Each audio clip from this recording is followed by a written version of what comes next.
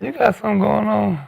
You want to tell us? What's wrong with you, dog? Last time you looked like this, you got traded. So, I was out of there. y'all just let them sit down. Well, you got a bunch of free shoes as a result. No, hell no. So, Actually, you did. I did, but still. some leftover work. My pencil. We don't carry cards. We only carry cards on this couch. So. No change for you. No change. I'm going to see if I got a couple dollars You in see the a car. sign? Do you see a sign? I don't want no change, no sandwich.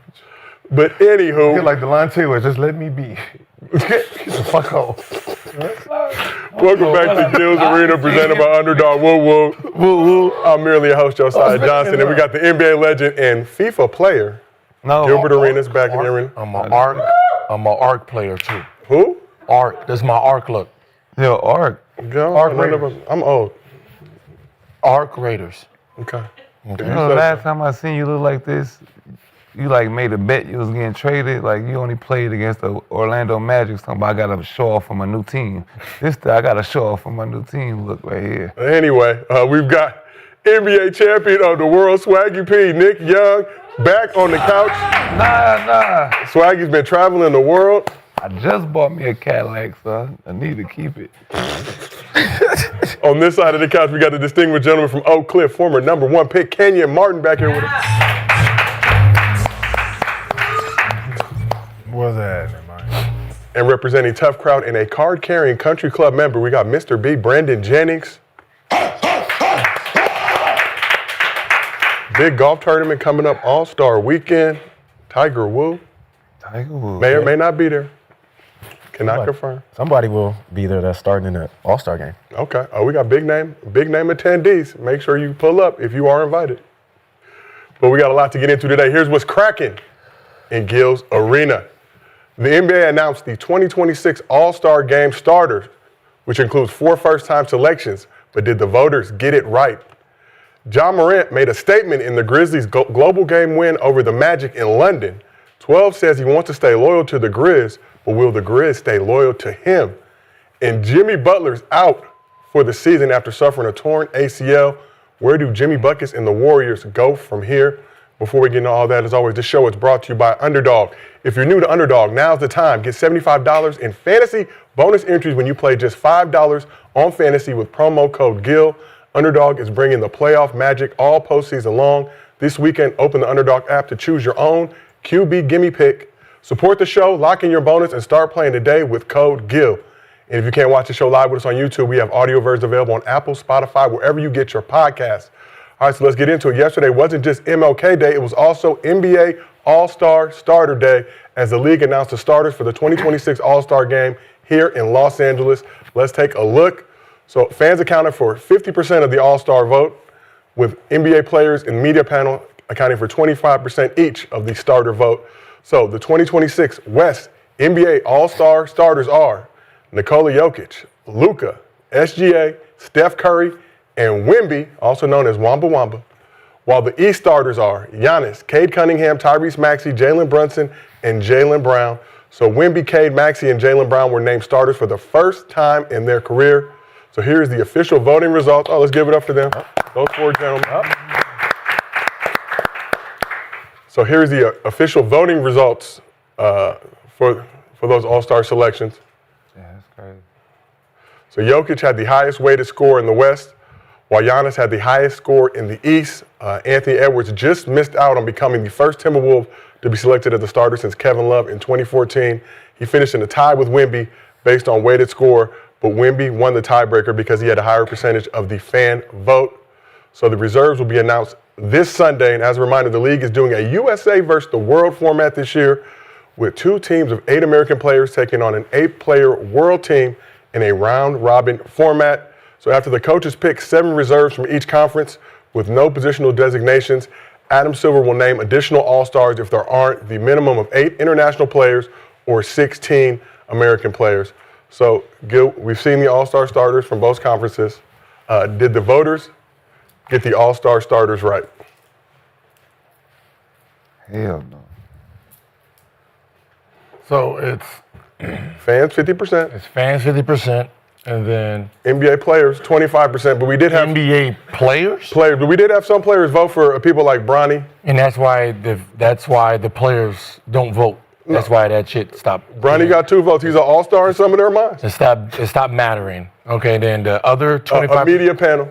A media Nobody from Gil's Arena presented by Underdog will vote. panel, and then they weigh that all in, and then they pick the starters. They weight it, and then whoever has the highest weighted score, top 5 in each conference, are selected starters. Any tiebreakers are decided. Basically, someone who's really popular that don't play can't be a starter now. So someone who's very popular, who got injured at the beginning of the season, and the fans vote them in, and they get that as an all-star nod, can't happen anymore. Like the previous years of, okay, so I like this one better then. The media and the players can come in and hate on the fans' designation, but the fans still are worth 50%. Okay. If that's what they came up with, I'm fine with it. I mean,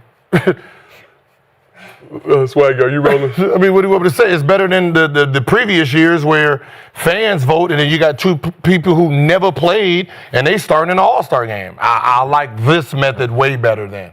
Name one. The fans get it right to me. Yao Ming. The fans don't get it right. You can do Yao, you can do Vince some years, you can do Yao Penny was some hurt, years, man. you can They do were hurt. Kobe some years. Yao deserved to be in there. No, but he was hurt. He was hurt. I mean, what I'm saying is, if you're not playing that year and they vote you in, that's a spot. Yeah. You get that nod. But when you hurt, they replace you still. Still, So still is named as a starter. if you was playing, you would have been an all-star. But that's the problem. You're not playing, and you get that vote. Right. Is what I'm saying. So you saying Yao wouldn't have been an all-star if he was playing? No, and I'm saying Yao shouldn't have been an all-star because he wasn't playing. But he's still not going to play, so somebody else still going to be an all-star. But you see how it trickles down. If he comes back, he gets to play. If he's not eligible to be one because he's not playing. Yeah.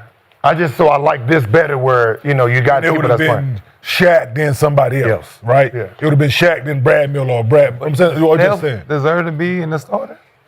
Yeah. Fan Over vote. Ant-Man? Yeah. Fan vote.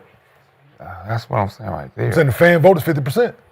Yeah, He's Steph was he's comfortably more- in there. I'm I just know you saying. like Ant, but Steph is more popular than him.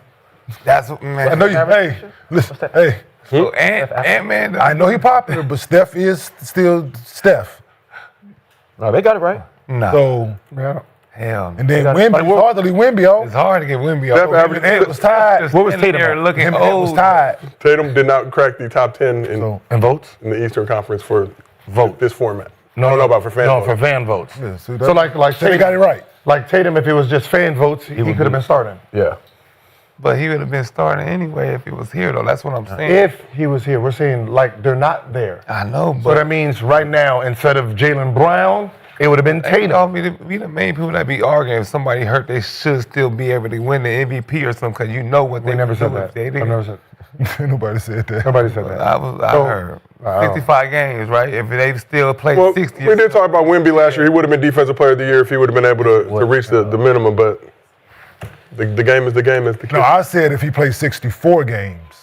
but That's what I said. If he plays 64 games with these same numbers, you mean to tell me that? that's what I'm saying. No, that's the difference in you playing 34 games and somebody like no, Not playing at all. and not playing at all. But if Yeah, I mean, like I can't argue who shouldn't be on it. I can just say Ant-Man, Donovan Mitchell. They deserve it. Huh? They're very deserving. Yeah. Absolutely. Just like, you know, if they would have been on, nobody would have argued, right? Nobody would have been like, you got it wrong. Like, no, nobody would have argued that. We got to improve our ringtones, ladies and gentlemen. I'm not too mad. What we here doing? I mean, it's hard to take anybody Oh, out of got the K-pop I on mean, his it's hard to take anybody out of the East. grown ass man got K-pop as his ringtone. Okay. I mean, I'm gonna have to reevaluate you cutting my hair, dog. 42, right?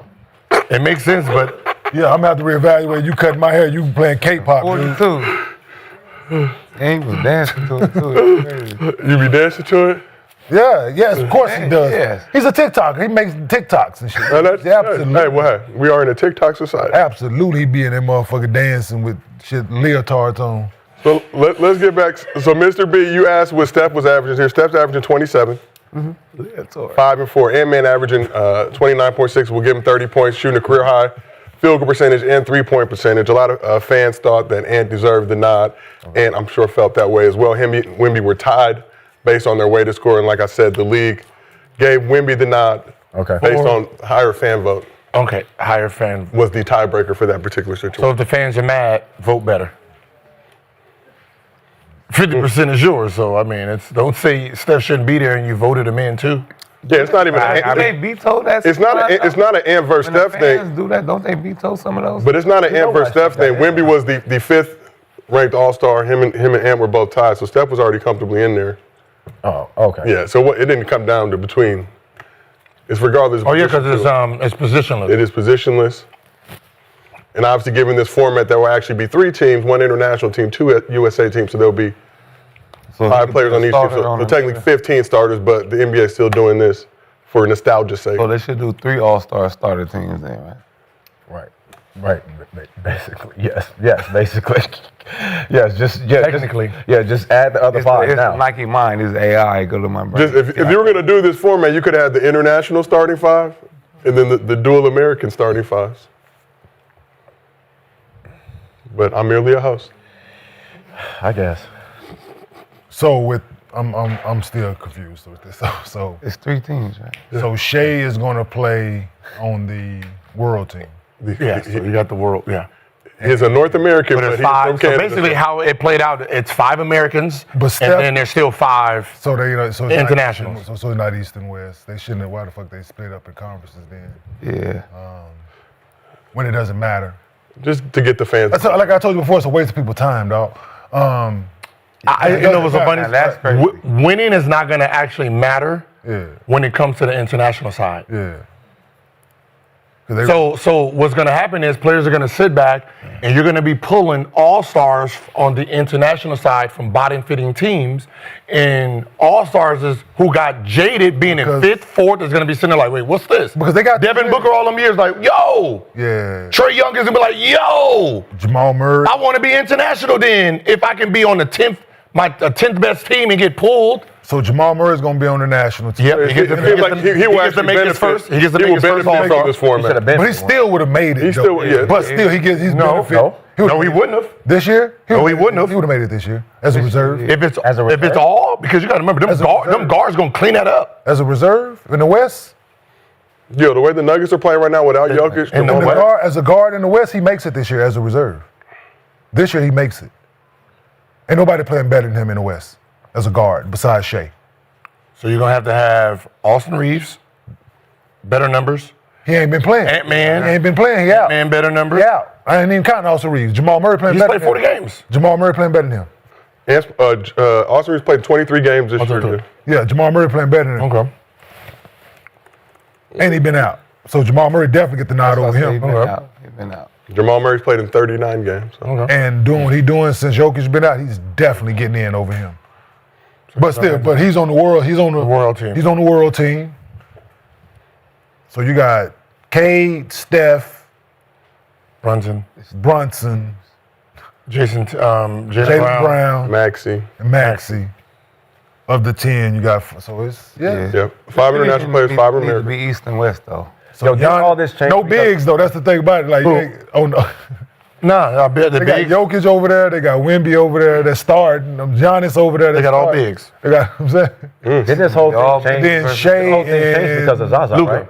Luka is the guards. They're starting. Huh? Yeah, Zaza. Oh, Then you got to pull 3. You got to pull 3 more international. So you got Murray. Murray. We got a heavy contingent of fan votes. Yeah. It was off to the Warriors. Yes, the what? Zaza Ivy effect. good. So now you got to go. See, He playing. now you got to go Danny. Now Yeah. what is his team record? Yeah. Then he's gonna be like, yo, Yeah, Ninth in the West right now. Go. 9th in the West. Exceeding expectations. This is the Okay, now look at look at every time Trey Young had 27 and 10, Yeah, he did. and where his team was, and he got put out. Donovan Mitchell, them years he got put out. Devin Booker, all them years out, right? That he didn't get the nod because it was too guard loaded. So you got Danny has to make it. Then when you got marketing, and then on that Utah team, You know what I'm saying? They in, Market average, what, 28 per game? This 28 per game. They got Where's his team at? They got 14 wins.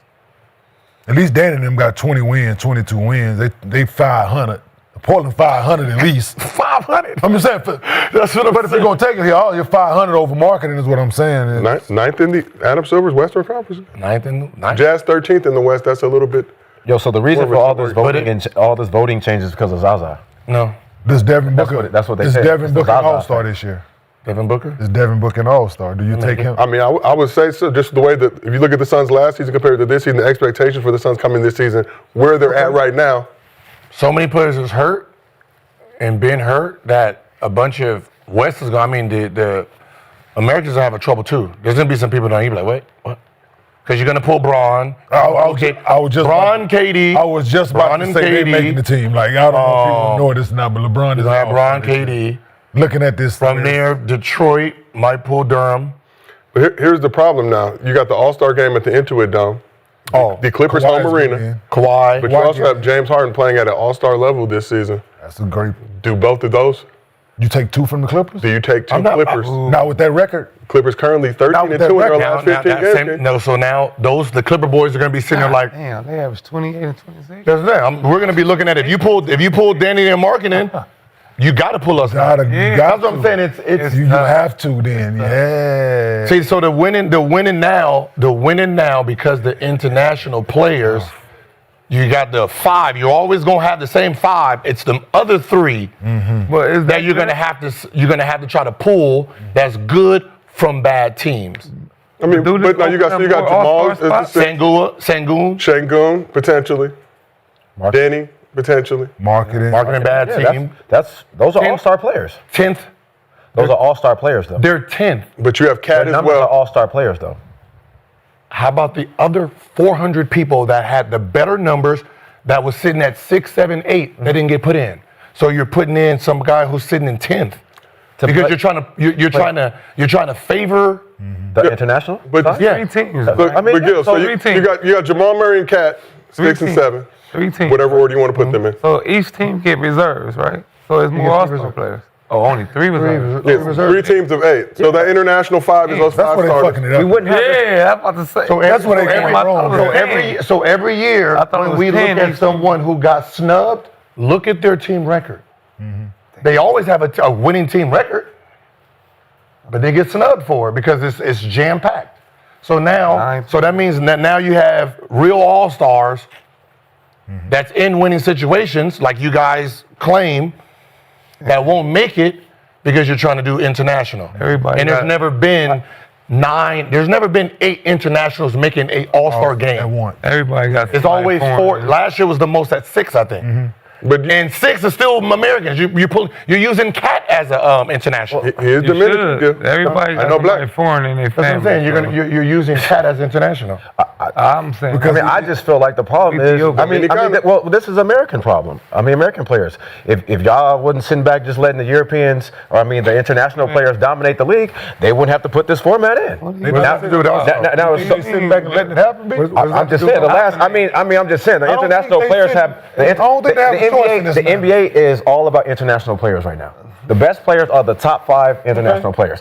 So this is an American all problem. around the world, If they got on their shit and did their job, and if LeBron didn't back out last year and do all that other stuff like he did, then we wouldn't have this problem. So Right you're now, saying- but now that the fact that the international players have a voice in this league, now we got to cater to them. So now we're going to add some more players to it. Can I ask you a question? Yeah, that's fine. What's up? So you're saying the way the regular league is from 5 players out of 400 players. Right. 5 players is 5 players Yes. out of 400.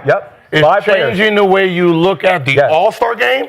Everything. The whole league. Okay, so the whole league. The whole thing. The whole league. So now let's just focus on the All-Star game. Jeez, man. Right? Because you want to put more of them in the All-Star game. Might as well. Right? Because it's watered down. Right? Might as well. Water down. Now, You niggas I'm going to say a few names, and I want you to rank their All-Star performances. Okay. Jokic. 10 is good, 1 is bad in effort. Jokic. Don't even bother. 1. Fine, 1. No matter. No matter. He deserved to be out there. Luka. 1. Deserved to be out there. Sabonis. 1. Deserved to be out there. So you're saying you're going to fix a problem and use internationals, But the internationals that do go there are worse than the Americans that play it. Not necessarily. I mean, I just named the three that's fine. biggest You didn't name and the you big. ranked Where's Giannis? one. Where's Giannis? Where's SGA? How's that SGA performance in the All-Star game? I don't know. 4, 3, 4. Giannis is the only. No one. Giannis, the way Giannis plays, Giannis plays 10. Okay. He's the only Okay. international. Jamal Murray this year, I'm sure will be a 10. I mean, who else? Sure, he will be a 10. I'm sure will be. So out of the 5, what I'm saying is, it out helps of the the league. 5 players that play from international, only one actually cares. He don't. That's not true. He don't count. But he plays hard. But he don't What I'm count. saying, he don't count. He plays hard. He But count. the other he don't 4, We put him in there. Nah, he no, what I'm don't- saying is, if you're talking about effort, Yeah. he gives a 10. He don't count. The other ones don't even try, but you're trying to use the international language to put more of this in here. More that don't We try. have to. I mean, to help the game. I mean, shit. The top 5 players in the league are from international. That's not Let's helping All-Star Let's game, see though. what else is happening over here But they're not- across the water. but that's not Shit, helping let's add some All-Star more. game, though. I'm saying How we're gonna does be able to make more money with add more international players to the All-Star game. Why not? I mean, shit. We put 10 Americans out there. It ain't nothing anyway. You're not deserving of it. That's the. I mean, y'all just want to give all. Is the All-Star deserving the way it's going now? But Is the All-Star we deserving? give foreigners though? Huh? That right there, that's what we give foreigners in the league. They get all the leeway. They can make the All-Star game and not deserve it just because they're. No. So who's So not? Jamal Murray and Larkin don't deserve it. I know Jamal Murray does. Yes, Okay. Jamal, yes. Jamal Murray is Sengun? All-Star. Yeah, if he makes it, yes. If he make yes, Is he All-Star? But- what he is for his team, yes. So he doesn't play like an All-Star. But who's making But his this numbers year? this year Oh, are down. He should make it. Last before year, KD. absolutely. This year's numbers are down. Okay. He should make it before KD is the All-Star. Or if they had to pick one off that team, it's Kevin Durant. Like if I got to pick one off of Houston, I'm picking KD over Sengun. Okay. Sengun's numbers are down this year. Last year he played out his mind. Last year, his numbers are down this year. Well, you got to remember, But- it's international. and he's international. But because he's his on the body of work on international that. side. But I'm not taking him over the other bigs. I already got enough bigs though, so no. But that's what I'm saying. On the international side, his numbers make it. Yeah. Because it's not compared to all-stars. It's compared to international got you. players. But his body of work Okay, yes. for that team, Yes. he should be able to Yeah. make the international. Cool. Yeah, he's going to make it. Okay. Anybody can make the international. Anybody can. Yes. We got to see the names. I want to see all the names that's coming out for all the international squads, so we can see where their numbers are. Compared to the ones that's not going to make it. There's going to be guys in the NBA that averages 26, 27 that won't make it, and international is going to be averaging 21, 20. You put Şengün over Cat. Ew. Let me read the numbers to you. You tell me how you feel. On the same team. Şengün averaging 22, 9 rebounds, 6 assists this season. Cat averaging 21, 12 rebounds, 3 assists. And the fucked up part is both can be fighting for the both international. Nick's that's- Nick's No, third. No, they will be, Nick's, though, right? Nick's third in the East, 25 and 18. Yeah, that's. They will be, though. Hey, that's- No? Cat Rockets can make- fifth in the Cat West, can make the regular 25 and 15. But you know they're going to See, that's what I'm saying. Cat will make the regular one. If he don't make that one, I'm like, I want to be international today then. See, that's the problem. You just got Do you put Şengün, if you talk about winning and all those other factors and variables that the coaches are going to use, Both, I don't know. Şengün on a better team Be guards Cat's versus still doing bigs. What is this? with But It's gonna be guards versus bigs. basically, Yeah. And Goon gonna be posting up Ant-Man. What are we? What? Şengün's team, better winning percentage. yeah, I don't know. The Knicks have been ass lately. I don't like five bigs. I don't like changing certain things because it messes up history.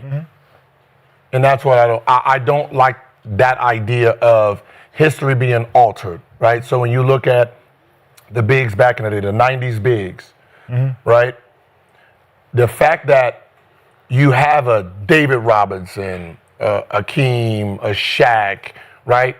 That they are the top 5 in the NBA, but because they're in the same position, it goes first team, second team, third team, right? So you can have the third best player in the league who's first team, but he has to play third team because he got beat out. Yeah, See, you're that. Now that's different. So all 3 of them can make the first team. Yeah. So now some of them got third team awards that history won't understand it was changed for this. when it should have been. Yeah. Yes. But it happened with Embiid and Jokic going back and forth. One was on first team and one had to play second team. A second team he didn't deserve. Is that when they changed it? That's when they changed it. That's when they changed it. Yeah, they won for an MVP voting and you make second team All NBA. It's fucking crazy. It's wow. Yeah, so it's like either keep it the same. So does any of this even matter anymore? Now? No, that's what I said. Like the all-star, like making first teams, like all the stuff that you meant something. Like what is it now? Because like you just said, Shaq, Hakeem, David Robinson, they're going second, third team when they should have been first team. Mm-hmm. So like how do you really like measure it? Like their legacy is kind of. Does the All-Star game matter? Who had the best half season? I'm just asking you guys. Listen, All-Star. If you ain't made that motherfucker before, it matters. Yeah, I did. Yeah. But I was like, Your name called it. I was playing the best midway through the season. All NBA seems more important, obviously. The All NBA is definitely weighted more. It's definitely is more important, All-Star is the All-Star. but you still getting recognized for what you have been doing. It's to get left off of that motherfucker. Trust me. Hey, when you think you we think you are, and to get left off. All right, yeah. I just feel like Try it's that different than the Pro Bowl in the NFL. A Pro Bowl in the season is based on your body of work for the whole season. Right? I agree. That's all NBA. That's all NBA. Yeah, but That's all NBA. Now bring them That's all together, NBA. make them play a game at the end of the season. Yeah, during that final. Pro Bowl. No, you're not getting. Yeah. This Pro Bowl is one thing to be acknowledged for your body of work. Yeah, but if you still playing, then you don't play in the game no way, so it don't matter. But yeah, the All-Star, I just think it's like we've been stating on this couch, man. It's All-Star weekend. It's entertainment. They need to use it as such, and stop forcing guys to play in a game that they don't want to play in. Let's find a different way to celebrate them. The guys that's been voted in, let's find a different way to give them that during the halfway point of the season, and continue to have the fans come in because it's fan interaction. People go there with a possibility of running into an NBA player, taking a picture, getting an autograph, being in the same venue as multiple NBA players. Yeah. Let's figure that part out to have them be able to interact with the guys, because people don't care about the game, man. they put too much on the Yeah, game. it's too much on the game now. And you with these gimmicks year in, year out, trying to fix a problem that you're not going to be able to fix, because it's still the guys are not going to take it serious because they're not being paid to play in it. Just like the in-season tournament. There's money involved. Them dudes out there playing to the motherfucking horn is at negative. It's -0 on the clock. They still trying to score. So there's no incentive for guys playing this. So let's figure out a way to make it more fan appreciation and give something back to the fans for supporting, for going out and voting and continue to support guys. Let's figure it out in that manner. But forcing the guys to play in a game that they don't care about is just too much. You know what the real problem is, and it's a simple solution that they just don't have a value for because they don't understand an athlete. We sit in the locker room, right? We're gonna go out there and play hard, right? We're gonna go out there. We all say the same thing at All-Star Weekend. Let's go out there and play hard. Hell yeah, we all do. What is the first thing that happens in the game that says, yeah, I'm good? When somebody Someone gets the ball, Take it back. he goes in, he gets hit harder than he's supposed to get hit in an All-Star game. But So once he gets hit, he's done. Because the element is, one, I don't want to get hurt because I have the regular season. So I don't want to get hurt, and you have the rules worse than playoff hitting. Because you say, it's like watching one-on-one online, right? They sitting there playing prison basketball, right? You can hold them, grab them, do all this stuff. That's what the All-Star game feels like. You come in there, you letting people hang on you, and they're like, yo, so you're not going to call no foul? Yes. All right, I'm good. I'm checking out. I'm not going to go down there and get clothesline for nothing. But ain't the All-Star game? So I just want to chuck threes. So now you got a whole bunch of threes chucking. So you can't even touch me. I'm shooting a bitch from half court. Ain't it supposed to be like a celebrity game? Like charity celebrity? They have that. Now think about it. Hey, Why they have that on Friday. Why are you going 100 in the All-Star game for fans? But though? think about the idea. It's supposed to be a celebrity fun game. Yeah. Meaning, in this fun atmosphere, you should be blowing the whistle more, not less. Not less. Yeah, I don't know about that because they wanted to be free flowing and have. But the problem is, then make the rule. Just call it like regular game. I Just call it like regular game. I agree. Don't call it worse than playoffs. I agree. So now because that's all that happens. Somebody you already like, oh hell no, this what we doing? I'm good. Then you just start hearing it. Then the guards gonna start chucking. Big men start chucking because you're not calling no fouls. That's where a problem starts at. That they don't understand it. I don't want to get hurt first. Yeah, that's the stuff. Now I'm coming out here and I go to the lane and I just got pushed out the air and you didn't call nothing. Come get me. Yeah, go look at this can tell you, like, go look at the way guys warm up before the All-Star game. Right? In the locker room. Go watch dudes. Trust me. It is way They different chilling. than a regular game. I was in 3, so I know I had 3 experiences. Who are you talking to, kid? Fan said, how many games were you? I was in 3. Saw you looking That at means your I was phone. in 3 locker rooms. I was in 3 warm-ups. I started one time, and then I was for 3, and I heard, oh, hell no. This how we playing? We good. So why don't Oh, hell no. That's how you get me. We got Shaq on our side, right? We got Shaq, we got Ben Wallace, we got Rasheed. Oh, hell no. That's how we Always play. play though. About Shaq to used to do dance and shit. Shaq had fun. No, that's practice. Right? That's practice. That's all it is, huh? Because one thing you now, don't driving want that him driving that lane, get clothesline. So why don't we? You don't want him to start. That's the thing. Like, don't you just make you don't want him to turn it money on. on it. Huh? Like, you don't want Shaq to Why turn you it think? on. Like Then that. I think about Money on it. it. Why you? Have we not ever seen Shaquille O'Neal, the regular season in the All-Star game? You never seen that Shaq in the All-Star game? Why? Because they're not calling fouls, and I'm not gonna go in here and just let you just hang on me for no reason. Because then I'm gonna want to fight you for it. That's what the All-Star game is. The All-Star game is, you want me to play hard? If these are the rules, we just gonna be fighting out here. Make it So why don't we turn All-Star Because that's- Weekend, like take the game out, like let's take the game off for Sunday. Let's keep everything above that. Sunday, let's turn it to like a business atmosphere or like a basketball type of complex like where fans can actually They just interact. call the fouls. No, I'm just saying, like the Y'all game. trying all the gimmicks in the world. But the game, I just is take the fast. But I think if game. you take the game out and make it to where fans can actually, Let me ask you like, something, Kenyon. But dudes ain't gonna play hard, though. Let me just ask you something, Kenyon. like you can still do dunk You go up and contests. try to dunk it, and they hold you like they hold you 4-5 times. What you gonna say? All right, now. All right now, hey, sub me out, or you know dude this- about to get hit. Or I'm finna turn it on out here. Yeah. It should be vacation time anyway for players. I wouldn't want to play in the Turn it on game out on Sunday. I Just tell you, man, name me. I be sitting there. So last thing we got to discuss before we move on. So LeBron's NBA record streak of being named a starter for 21 straight All-Star games ended Monday.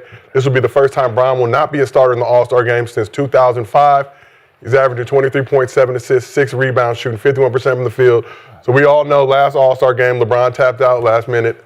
Proved to be a very wise decision as that game was absolute dog shit. He got the memo. He figured it. Ooh, yeah, no. Ooh, You want to play against who? yeah, no, I'm good. Yeah. You said rookies, huh? Who I'm playing? It's the same thing. No. I'm playing against my son's class. Obviously, he dropped in the fan vote this year. Dealt with the sciatica to start, missed 14 games to start the season. But do you think LeBron deserves a spot on the All-Star team? Deserves. He's gonna have a spot on the All-Star team. Does he deserve it? Yeah. How much he average? 23, Yeah, he 7 does. assists, 6 rebounds. I'm rolling. Could be his last season, year 23. He's got I don't never question. Fuck it. I don't never question a number 1, number 2 option on the team. I don't question your all-star credentials.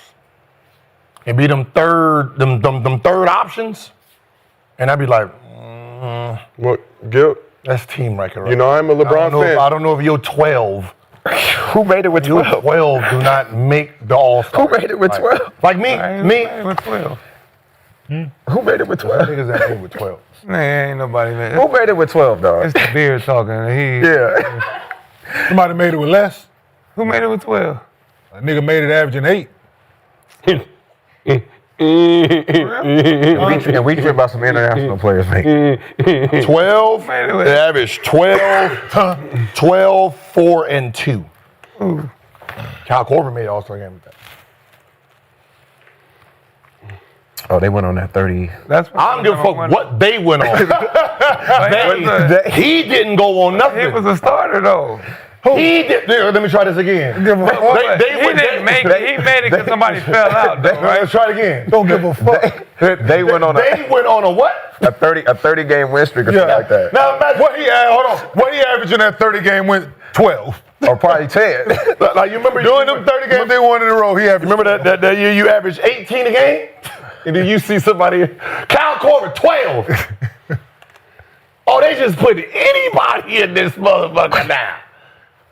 Yeah. Nah, Now Nick blaming the rest of y'all. Hey, nigga, why y'all ain't win more? Nigga, I'm an all-star. But they used to put like 4 teams for the first. That's the problem. Yeah, 4 people for the first. No, they- if They ain't in four first place. players. They ain't four all. Boston, they had what? Rondo, Ray, that was after Paul, KG, Detroit. All the motherfuckers they averaged 20. I know. Shit, Tayshaun Prince, that's Ray Allen, I was already- Chauncey so Billups. that's the case. Richard All the Jefferson niggas made averaged the All-Star what? team. 13, 12. Imagine hearing That's been for years. Imagine Richard Jefferson making an All-Star game. You should have made it. Huh? You should have made it when we was kicking ass in the East. Yeah, he could. Yeah. Compared to- compared to yes. What? He would be If Kyle Korver got in, Richard Jefferson definitely an all-star. for sure. So Me and J. Kidd went. Yeah, for sure. For sure. back to point, LeBron. That was the point. No doubt from y'all. All-star. How much Rui averaging? Because I guarantee you, somebody's like, hey, Rui in the All-Star game, the whole world to flip. That's exactly what we was doing during the game when some of these players played the All-Star game. On the international side. When you On the number international one, that's side, what happens. right? Back Any then, when did they change that though? Like when the team was number one, they used to get like 3 or 4 players. When did that? That was the Spurs, right? I think that was the I Spurs. don't know when they deserved started it. it, but I know when I recognized 3 every year. I know when They I had 4. recognized it. Players that's Ginobili. not When even was the on- last time a Just Towns, team had like Parker, 3 Ginobili. or more players? What was the last team that had 3 players or more? I want to say That was Boston. good. I want to say the Boston Celtics with KG, Ray, Paul Pierce, and Rondo. before that. There's somebody after that. Oh, okay. All right. The Cleveland, the Cavs have 3 last year? Warriors. The Cavs have 3 last year? Warriors. Then Mobley? Shit, we didn't care, man. We were checked out.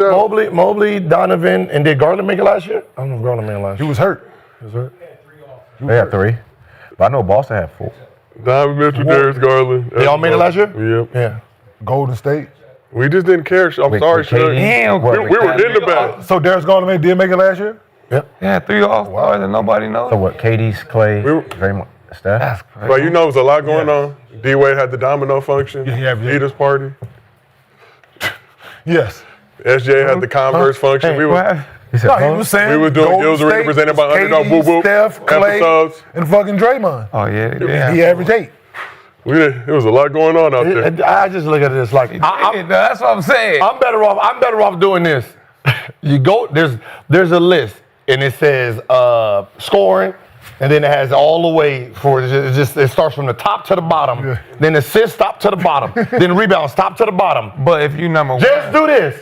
You take the top scoring, right? There's gonna be a number. it's Come more on. than scoring. And then you take that, listen, you start that, you go top 24, boom, you take that list, top 24, bop. So everybody that's Then you put scored- that, then you do assists, top 24, boom. Then you do rebounding, boom. And then you put it in a machine. That'll give you consistently who the top 24 best players in the NBA is.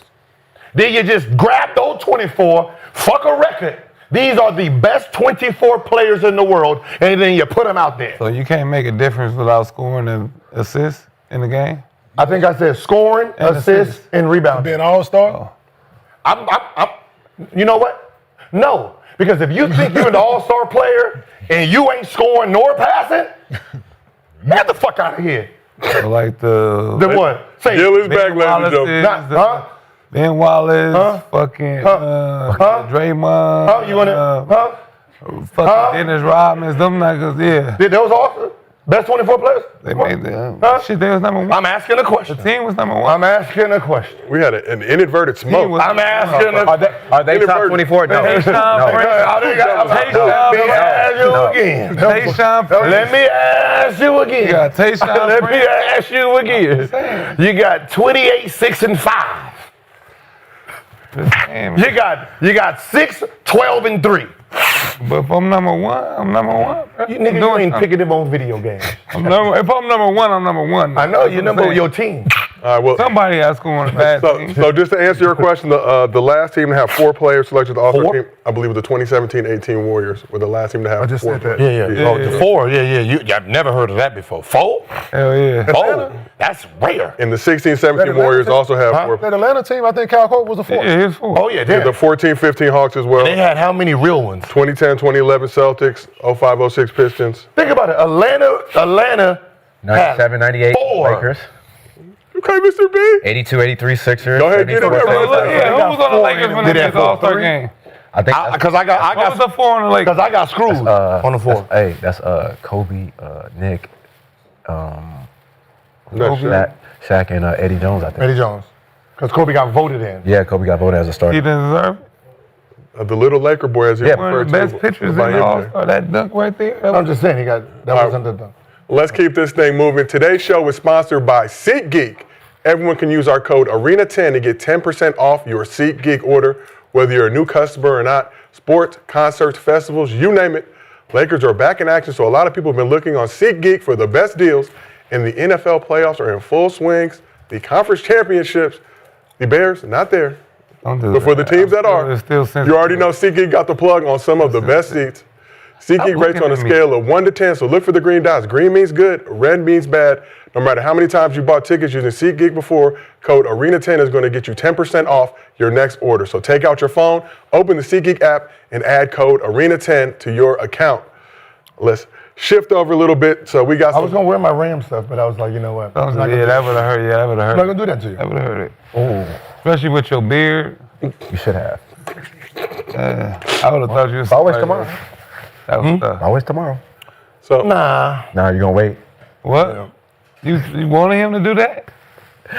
Crazy. We're going to the chip, so it ain't no green. I'd rather celebrate this y'all. little I'd rather, that was a Super Bowl right there. I'd rather, that's cool. Appreciate it. So we got some unfortunate news coming out of Golden State with Jimmy Butler suffering a season-ending torn ACL during a game against the Heat Monday night.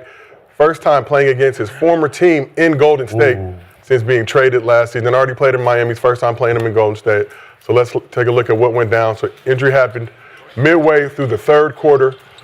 Butler jumped to catch an entry pass in the middle of the paint, collided with Heat guard Davion Mitchell, landing awkwardly on his right knee, falling to the ground, screaming in pain. Butler remained on the ground for a few minutes as Steve Kerr's teammates and training staff gathered around to take another look. Did not look good from the start. You can see the looks on the faces of some of the players on the court. Despite the awful situation, Butler was in good spirits, using humor as a coping mechanism for the devastating injury. So during the TV timeout, the NBA app's mics were still hot and captured a portion of a conversation between Butler and Buddy Hield while he was down on the ground in pain. Shut your bitch ass up. Oh, my knee. You belong to zero. Come on, bro. We need you. Get that up. So as Butler was helped to the bench by Hield and GP2, he also joked with the official that he deserved 2 free throws for that play. Once he reached the bench area, Butler was helped by Buddy Hield and Jonathan Kuminga to a wheelchair near the locker room with the announcement of a torn ACL coming shortly after the game. So this morning, Butler posted this carousel on his Instagram account, including a meme of him as General Soreness with a caption that read, "Last night, 44 of 82, be back before you know it." Carousel also featured highlights of the Warriors' win over the Heat, ended with a photo of Jimmy and Steph dapping up. So Butler was averaging 20 points, 6 rebounds, 5 assists in 38 games this season, his 15th in the league. Jimmy Bucket, 6-time All-Star, 5-time All-NBA selection, 5-time All-Defensive selection, turned 36 last September, has 1 year remaining on his deal with the Warriors. So Gil, what's your reaction to Jimmy Butler suffering a season-ending torn ACL? And speedy recovery. I mean, you hate to see somebody go out, get injured, especially something that's serious that's going to be season ending. So stay in good spirits. How you mentally think is how your body reacts. So hopefully he gets back soon and see him next year. Kenyon, you just saw that play. Jimmy suffering a torn ACL. Obviously, the Warriors were playing well, have been playing well. Now lose him for the remainder of the season. Obviously, his status long-term unknown. But what's your immediate reaction? Just find out Jimmy Butler suffered a torn ACL, out for the remainder of this season. First and foremost, wish him speedy recovery, man. Like to Gil's point, you hate to see that, man. Anybody. It's unfortunate. Been playing well as a team, like you said, as of late. They were trying to get back into what they thought they were getting with Jimmy and Steph and those guys playing well. So, it's somebody else to step up. It's just bad timing, man. Like, this shit sucks.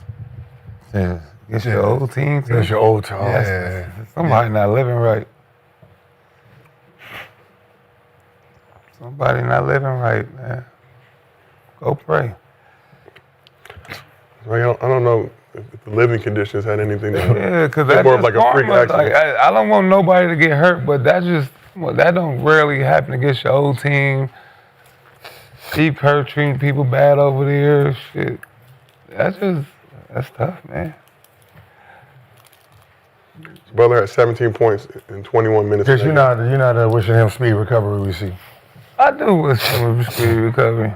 But he ain't gonna You should leave with that verse. he ain't gonna be speeding no Shit, more. fucked up That's there. the last time he's gonna be speeding. man. Motherfucking Jonathan Kuminga would have sat there and been like, Yep, that's what I'm saying. See, now you need me. Now you need Season me. over. My leg hurt too. yes. Let me take you to the back so they don't sub me in. Right? Carry him out. I got nothing but time. So he don't get no motherfucking bright ideas. Hey, buddy, I got him. Who helped him? Buddy and him. Two niggas are not playing? Come on, we got you. We'll be in the back with you. Come on. Back here chilling. We got him, coach. Trainers, y'all can stay out here. We got it. Buddy and GP2 helped him to the bench. Buddy and Kuminga helped him to a wheelchair near the Warriors locker room. Obviously, he was taken to get an MRI. Revealed a torn ACL. Nah, you can tell they friends though. They like each other too though. That's funny. That's some shit you would have did. And they could wrap this season up though, It's over with. because they don't have another number 2 option right now. The other one they're not playing. So, I mean, you hate to see a player like him go down, but the Warriors don't have nothing else right now. They're kind of just stuck at this point. Because whatever trade value they thought they was gonna have, now it's kind of like, if I'm a team, I'm gonna just sit back. Because now they're desperate at this point. I'm the Warriors. I mean, I look desperate. I'm trying to trade Kuminga. He's asking for a trade request. He's not playing. He's one of our third best players, second best players. So it's like, now that Jimmy just went down, we're just stuck. Yeah.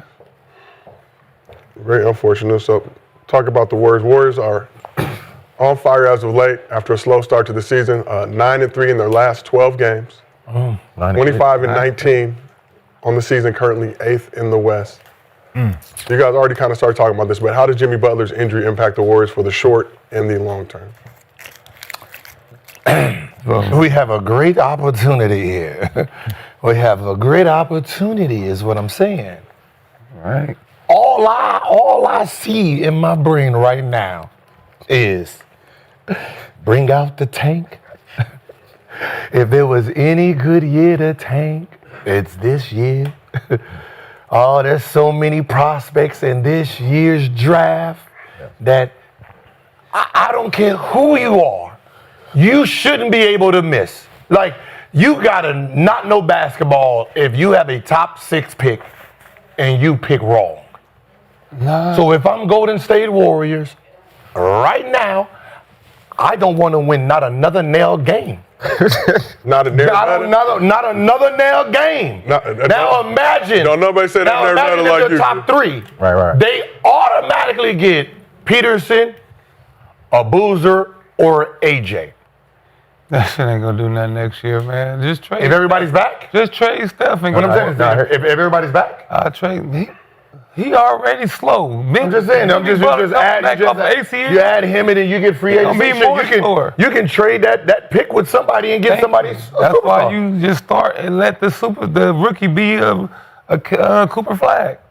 Get rid of. It's time for Steph to go, man. You don't need to. You lose your whole fan base. You lose your whole fan base. During tanking, Steph is 30. How old? 37. Bro, Steph still has the #1 selling That's jersey. why he could go somewhere and win. You could get a lot for Steph, boy. The Warriors. You can get a lot. Do what OKC did. I know you can get a lot for Steph, and that gym is gonna be emptied in the bitch. No. Empty You crazy as hell.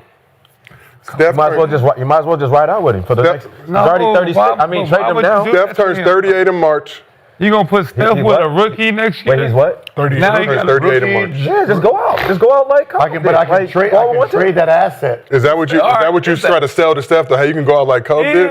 Yeah. I'll go out just like Kobe did. 17 and No. 65. I'm just go out with 60, go out whatever. But I'm playing with one team. My legacy, like if I go somewhere else, then I mean I have to. All right. win.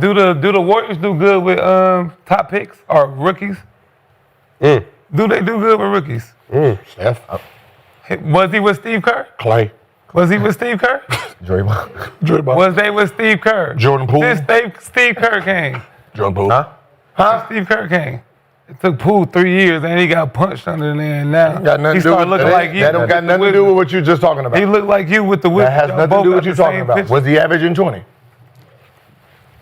All right, after Poole, what else? Do You got the last 6 years. you He just- put Pazinga over fucking Kaminga. You just want to name two people? No. Just name Wiseman. No, Wiseman. Okay, just name him. Don't say everybody. Porzingis, Kaminga. They had a pick every year, motherfucker. Since then. Been You said 7 top. years. You said top. They've had a top pick since Wiseman. Yeah, he ain't in the league no more. Damn. They done fucked his head up. That'd be a good year for one. I'm And tanking. you could get all. And I know one thing for You sure. get 1 through 5 if you the Warriors right now for Steph. I know one thing for sure. You think you get five I'm a players? big market. Hell, you could get 5. I'm a big market team, right? And I know AJ want to be in a big market He's not a big name. or Utah. I know Peterson wants to be in a big market, right? Boozer is okay, right? But for the most part, this draft class is a great draft class. This could be the LeBron draft class. Thank you. So don't you could. So I want to get in there. Why do I want that team? Why do I want them to go to the Wizards, Charlotte Bobcats, Blazers? But you just said that, and now they're gonna have Charlotte Bobcats. Charlotte They're Bob. gonna have to defer to Steph. If you that guy coming in LeBron, you got Steph in front of you. If you got one of them picks coming in, There's no guard. Everybody who's coming in, that position's open for them. man, they gonna be in the way. It's time. Steph. That position is open for Steph them. got what? 3 years left. 2 to 3 years left. He gotta sit there with a rookie and And my Help a- original team that comes back. with Porzingis and Boozer or Porzingis. You think that's going to be gonna changed? that's gonna win? Porzingis, Green, Podziemski? Draymond Green, Him too. Steph, and a rookie gonna win a Him championship. too, Joe. This team was supposed to. People had high hopes on this team. And you know where hope works. Thank you, Kenyon. This is the important thing. Spurs to saw always the same remember. thing. Why you gonna go out there and get it big? So okay. One because he's right-handed. The other one's left. Chips. Chip City championship. with Spurs. Why you gonna go get another big man? Because he can play on that side. One's on this side. I can play on that side. I got a dual threat. Man, you could get They call them the Twin Towers. You can start a Steph over with getting training Steph. Man, you with can picks. listen. You can trade them. You can trade your asset. Right? You can go in there and get whatever you think you can get. You're going to have to deal with that in some point of time in the next 2 to 3 years. You ain't going to have Steph. So you got to deal with that. You might as well have picks and shit coming in where you can start some Steph over with and get new fan base. And A new fan not base, a new fan base, I'm just but saying, to keep the same type of push, fan base. push the Steph fan base up. Hey, yo, so is this true about Jimmy? Jimmy's injury is after the cutoff of January 15th, so they can't use the disability clause where they can sign money for another player Let me see, because of man. his injury. As you know, I'm merely a host. Let me see. That sounds about right. So they're Nigga, really, You can file for an exemption, like 2.5 or some shit from the league as an exemption. You can sign for whatever they want. Bradley Beal. okay. Yeah, teams have until January 15th to apply for a disabled player exception and until March 10th to actually use them. So Yeah. But if According, you're too close according to your research, Brandon, words but make if you you shit too- out of luck. But if you're too close to the cap or by the apron, then they're not gonna give it to you. Okay. So that was the Clippers' problem. By their first apron, and they was like, yeah. Okay. Shit. So, brings me to my next. Warriors. Brings me to my next question. Obviously, we've seen the situation going on with Jonathan Kuminga. Don't even say it. Don't It. you Yo, open your mouth. I was a Say host. it. And he should, if they do ask, he should tell them to kiss him in his ass. No, he just said my back is broke. Spinal. Didn't even ask the question yet. Spinal. Kiss me in My back. Spinal. Hey, not kiss me. Oh Did you my, train kiss for this? me. No. So My we've back seen is the broken. situation with Kuminga's several DMPs, the backiotomy in that Thunder game on January 2nd when Steve Rightfully Kerr tried to so. force him to play. Rightfully so. Does Butler's injury force increased playing time for Jonathan Nope. Kuminga or give the Warriors extra motivation to trade him as soon as possible? Still where they are, same boat, same, ain't shit changed. He gonna they ain't played him, ain't go play him. He shouldn't play and refuse to play. Hey, So now do you try to move him? What should he do, girl? Yeah, Gil, you had this look when you was Kuminga. What I do? You played good for the team you wanted to go to. What, say again? You played good. You missed the games, and when you played for Orlando came, yeah. Beginning of season, I'm like, I think y'all should start Kirk Heinrich at the 2. Oh, he did say that. I don't want to be here. I'm like, you gonna play? Ow. This He hurts. did that. Missed the first 3 games. Came back a little bit. Nick, you ready to play? My shit hurt again. Hey, did you get fined for that? Got fined $50. I read about that. Yeah, they said, Nick, I got- Gilbert Arena sits down to let Nick Young See how play. much I love that guy. And my back hurt again. Here you are, all these years later. I don't know this. Sharing candy on the couch in Gil's basement. My best game that season was against Orlando Magic. Had to shoot my new balls. Yeah, like 30 that I game. still got it. I just been bullshit with these niggas. I was bullshit. I still got it, goddammit. We was just bullshit. Man, bitch mob. Then Orlando came. He said, "Nah, I think I got to start, Nick." Oh, that's what I got a sign. Wow, bro. Oh, that was your trick? Had a good thing Hey, going. coach, I got to start real quick. If he had a good thing going. Nah, man. Bench mom. This is why. That was your That's why I trick, leave bitch, you mom. at. Bitch, I was with the bench. Hey, Orlando's coming. Hey, I got to start real quick. Tomorrow I can be back on the bench. Had them like 30, had them like 31. Back to the bench. That's why they fined your ass after that. Really? They knew. I knew too. That was a crazy year. I knew where I was going. But no, they been up. No, that man ain't gonna play no more for the Warriors, man. They better not even open their mouth. Yeah, that's When I'm saying that's disrespectful. Yeah. how you treated him this whole time, you're coming out. I ain't want you. Don't even Yeah. look my way. That's what I said. Someone not living. Don't even like. I better be able to sit as comfortable as I've been sitting before. I go in, I sit on my 13th seat. I don't even want to. Hey, That's the worst. nothing with a K. That's the word. No mean, none of it. But do No K, no Ming, no. But do you play if you Nigga, need to show your stuff? motherfucker, he's sitting on the last seat. Steve Kerr looked down there. He looked the That's same the way worst. he looked. That's the word, bro. I'm sitting in the last I'ma look seat. as soon as he look. As soon as he look, I'm gonna see who he looking at. Right? Looking at, I'm gonna look him dead in his eye and do this.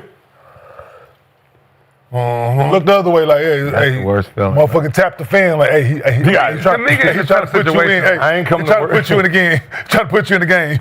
I ain't come to work. You don't think he in a tough situation though? Cause do this make him look bad if he say no? Who? If Steve Kerr try to put him in? Yeah, he asked for a trade. Yeah. Nick, The rest of the public. he was know. gone. The other teams The know. man all asked this. for a trade. Oh yeah. The man asked for a trade, so he tried to play him the other day. He said, Backiotomy. my back. Have y'all- Hey, Who they play next? hope y'all know how to win without. When they play sack? When they play sack again anytime soon? Don't he want to go there or some shit like He that? want to go anywhere but motherfucking Golden State.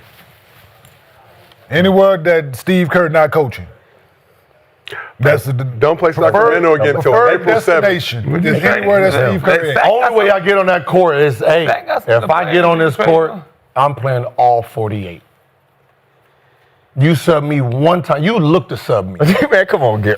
One time, I'm done for the season. There's no negotiation. Either lose That's what I'm saying, but y'all way, I can care less because I already asked for a trade. Or you play me 48 minutes a game.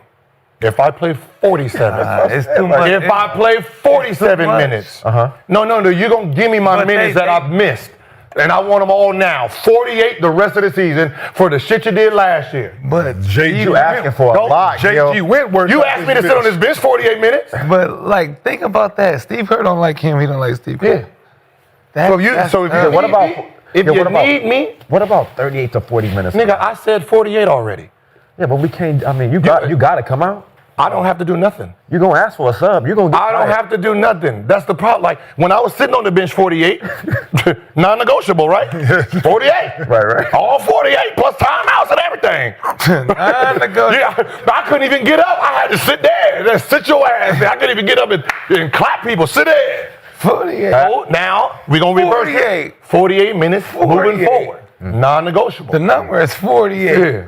See, the It's thing not about- 47, 59, none of it. First I don't 48, care what the score is. So, Gil, so the way it used to go, right, y'all, fans, right? When a guy would be in this position, he wouldn't be disgruntled. He would be the biggest jokester and Yep. fucking with Now you know. everybody about Oh, everything. You could come out, you could be having a horrible fucking game, and he is gonna say something in that moment to make you either want to choke the shit out of him, or you can't do nothing but laugh. Yep. Because it's been on teams where guys, the coach had no intentions on playing him, and it's been fucking a month and a half, and he ain't played. Yeah, everything's a joke. Yep. Film, anything come out the coach's mouth, and he ain't talking to me. Must be talking to you, sorry motherfuckers, because it's shit like that going on. Like, he ain't gonna have no attitude. We lost again. Yeah, we like, He hey, going back. No, he gonna be at the at the back of the bench. At the- yeah. with cracking, yeah, hey, but talking yeah, that talking shit. Listen, talking cash shit about everybody. Yeah. Yeah. Lucky Jonathan Camille not that guy. Yeah. Yeah, they lucky. Yeah, they lucky. Yes. He's about his business. Right. Because you got dudes, we would like dudes be loud, but ain't like they subtle with it neither. Like they letting everybody know. The know I was there. Yeah, coach, you Bitch, mom. that asshole. Kaminga does have some personality on the low. I just will say Okay, that. but he probably not displaying it in these moments, Yeah. right? But you know, sometimes all I can take is a word, a look, Yeah. Because it's just like I was on one of a my head tilt. So one of my teammates, one day the motherfucker George didn't play him in the fourth. He came out the next practice, nigga, and shot, when I say shot that bitch every time he touched it. Like, fuck practice. Listen, dog. No matter what play this man called, he shot this bitch wherever he was. Like, and tell him, K, we can play in the fourth, right? I wasn't saying shit because he bitched both of us. We ain't playing the fourth quarter at all. Tell him, K, I can play in the fourth, right, K? Tell him, shit, I'm good, shit, we can play basketball, we really good, right, K? Shooting that motherfucker. As he talking shit, that motherfucker coming the way, he firing that bitch. I'm like, yeah, listen. All right, well, we will monitor the Warriors situation. We have to. Yeah, we cover every team in the National Basketball Association. Yeah, they done. Why are a lot of these fans, man? I don't even want to smoke the Warriors pack right now. Like, you don't even like. the words are cooked. Not like this. Like, stop. Not like this. Not like this. The worst. I just know if Kaminga goes out there, This what happened. if he goes out there and play, Yeah, I'm he should be choked out. choke the fuck out, Choked out. right? His friends, his family, whoever They gonna cares put him out there, though. Whoever They cares gonna put about him him on out that there. team should choke his ass out. Why? They gonna put him out there. Come on, Basketball, Ken. Buddy no. Hill, both of y'all, if either one of y'all get on that court, y'all should choke each other out. They gotta play, Buddy, he don't dog. need to They get I know gotta Buddy gonna play. Buddy gonna play. Buddy gonna He's play. a little older. He ain't got that Buddy many gonna play. chances. Kaminga, Buddy got one thing on Kaminga his mind. 23. Yeah. He can hold out. Buddy got to play. Yeah. Buddy got to play. Still think they won't play? Like, You know what I'm saying is They won't Buddy, but Buddy has to play. Yeah, they Okay. kick His him out the market league. value, he has to play. Not Kaminga. Kaminga, the other 29 teams, they already on board. Yeah. okay. Come How old is on, he? come on, son. We got something for you, son. We got luxury over here. Crazy. Kaminga got to play. I mean, Buddy got to play. He gonna be on the couch with us. And shit. Let's keep this thing moving for our last topic of the day. So, Ja Morant's future with the Grizzlies may be in doubt. With the report, the team is open and willing to trade him ahead of the February 5th deadline. But his present was a gift Sunday as Ja was back in action after missing the previous 6 games with a right calf contusion, with the Grizzlies taking on the Magic in London for their second straight global game after Orlando got the win in Berlin on Thursday. So Ja helped Memphis get some payback while reminding his squad he's still like that. Let's take a look at some of the highlights from the game if we can. Cheerio. Morant came through with one of his best games of the season while on a minutes restriction, finishing with a team-high 24 points on 7 of 13 shooting, along with 13 assists and 5 rebounds in 28 minutes of action. He had 20 and 10 dimes in the first half as the Grizzlies led by 19 at the break. So Ja was a team-high plus 26 for the game. Jock Landale came through with 21 off the bench on 9 of 11 shooting, along with 8 boards, and Jaren Jackson Jr. had 17 and 5 rebounds. Grizzlies cruised to the wire win. They led by as much as 33 in the game. 12's back, ladies and gentlemen. He's showing off. He said, hey. Showing off for the team he want to play. I said y'all open and willing. Trying to bring back that feeling, but Yeah. There it is. He never play like this. Boy, come on. Tween, boy. That's that move I do. Hit the little samba as well for those who like to dance. On the first one. Huh? So after the game, First one, but he's playing with him now. So after the game, Mark Stein asked Morant about the trade rumors, and the 2-time All-Star had this response. What do you want? Where do you want this thing to go from here after the way you played today? Everybody knows me. I'm a very loyal guy. I got a logo on my back, so that should tell you exactly where I want. Very loyal guy, have a logo on my back. So here's a photo of Ja Morant's back, just for reference. Hey, yo. Where's it at? With the Nike sign? Right. Oh, the Grizzly Bear? The Grizzly Bear. Oh yeah, he gonna get that. A lot He gonna get of that covered shit soon. going on his back, but you do see the Grizzlies logo. He gonna get that shit covered soon. First team that drafted him. Go put a nice little evil little bear on it, But you could easily turn that to the Magic sign. or just So Ja says he's a loyal guy, but should the Grizzlies be loyal to their franchise player? Are any companies ever loyal?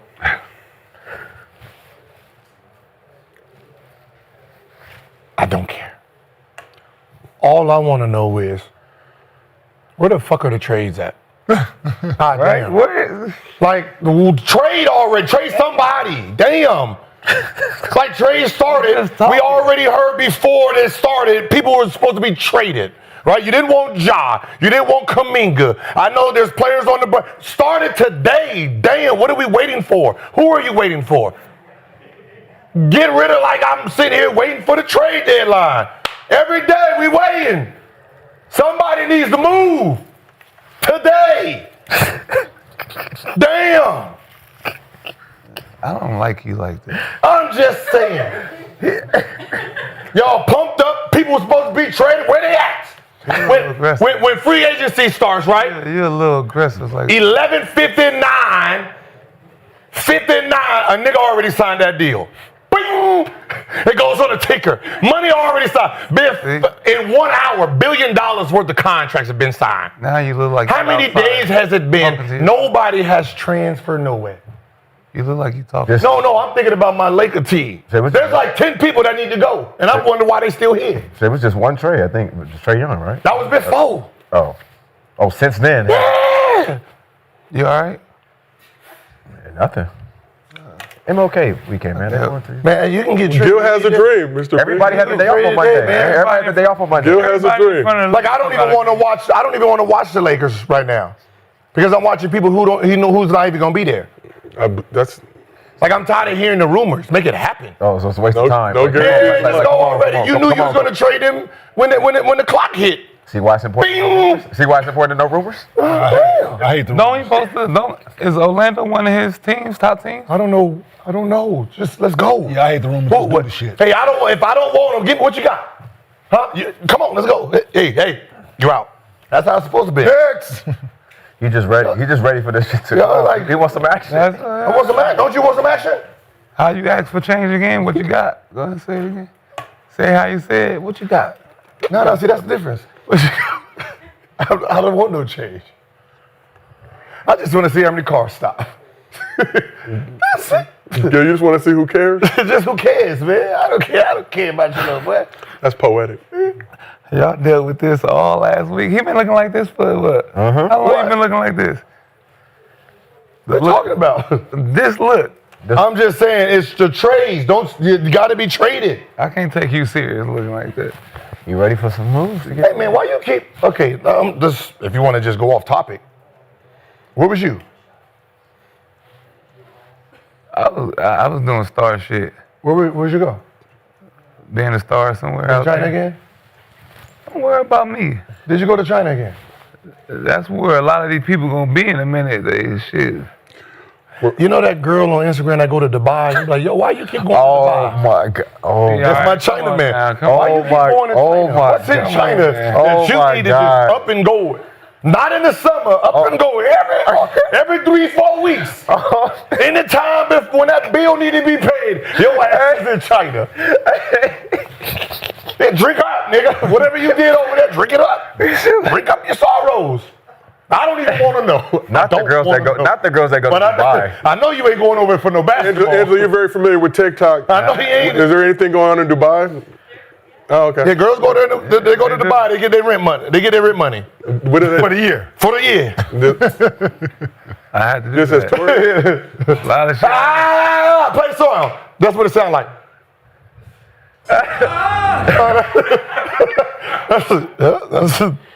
Nah, that's too. It's okay, man.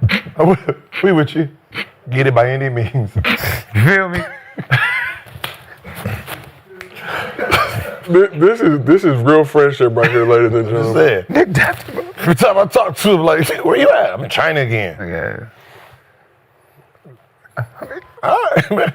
You out there doing camps? Nah. You playing? Nope. You got clothes coming? Nope. I ain't got no clothes. I mean, you have fun, all right? I don't mean to interrupt. Safe travels, brother. And back to our discussion Little about ditty. the Memphis Grizzlies and their Little franchise ditty. player, John Morant. Government named Demetrius Jamel Morant. Fuck Ja. God damn. Shit. We over it. Nah, we over this shit. We want the trade to happen already. I want to see where he going. Why I gotta be fucked John? That's what I said. He We just ain't doing good. They ain't traded yet. Now you see what I'm talking about. Yes, please. See, and this is what Brandon wanted. Yes. This is what Brandon wanted. He wanted to know weeks before. Yep. Start getting. Yeah, he wanted to know. Right? That's gonna be booming, bro. He wanted to know weeks before. He do need a new start. Just out there just being dangled. He do need a new start. He do need a new start. Bro. Fresh fish on the line. Talking about But Fresh where he go? fish on the line. taking calls from anybody. I want to know so I can tell my agent these are the 3 teams I want to go to. You told them that beforehand. Yeah, see, the conversation ain't happen like that because I think that they want me. So now that I'm hearing the rumors, now I gotta go back to thinking it's all about business. See, when you first come into the league, everybody think the players, everybody think the team love you. Like every young player that come in, they always think, Facts. like they always think that because they playing well, they get everything, everybody's on them, everybody's talking. But then once the rumors start happening and once a little something happens, man. you start really seeing about the business of it. Like when I first Feelings came get into the hurt. league, like I thought, I always felt winning. Winning was important. Winning. But then it got to the business, then you start understanding other things. Like you said, some teams don't even want to win. So you trying to do all this is just like, you get put in a position where, oh shit, well let me start making sure my situation or making sure I'm good for the long term. So my agent know what I want. That's just all. That's why I said the rumor. Just changes things. So reports Ja bought a house in Miami recently. Oh shit. Had his. That's for the summertime. Yeah, it's summertime. Yeah, summertime. I'm just Memphis right there, it's closer to. Where is he from? Charlotte, right? Carolina? Yeah, South Carolina, I believe. He's somewhere around there, right? Yeah. Anybody that's around that area usually goes to Miami. Like if you're closer to like LA, like you'll come over here. But do you just go there to vacation, or do you go there to maybe?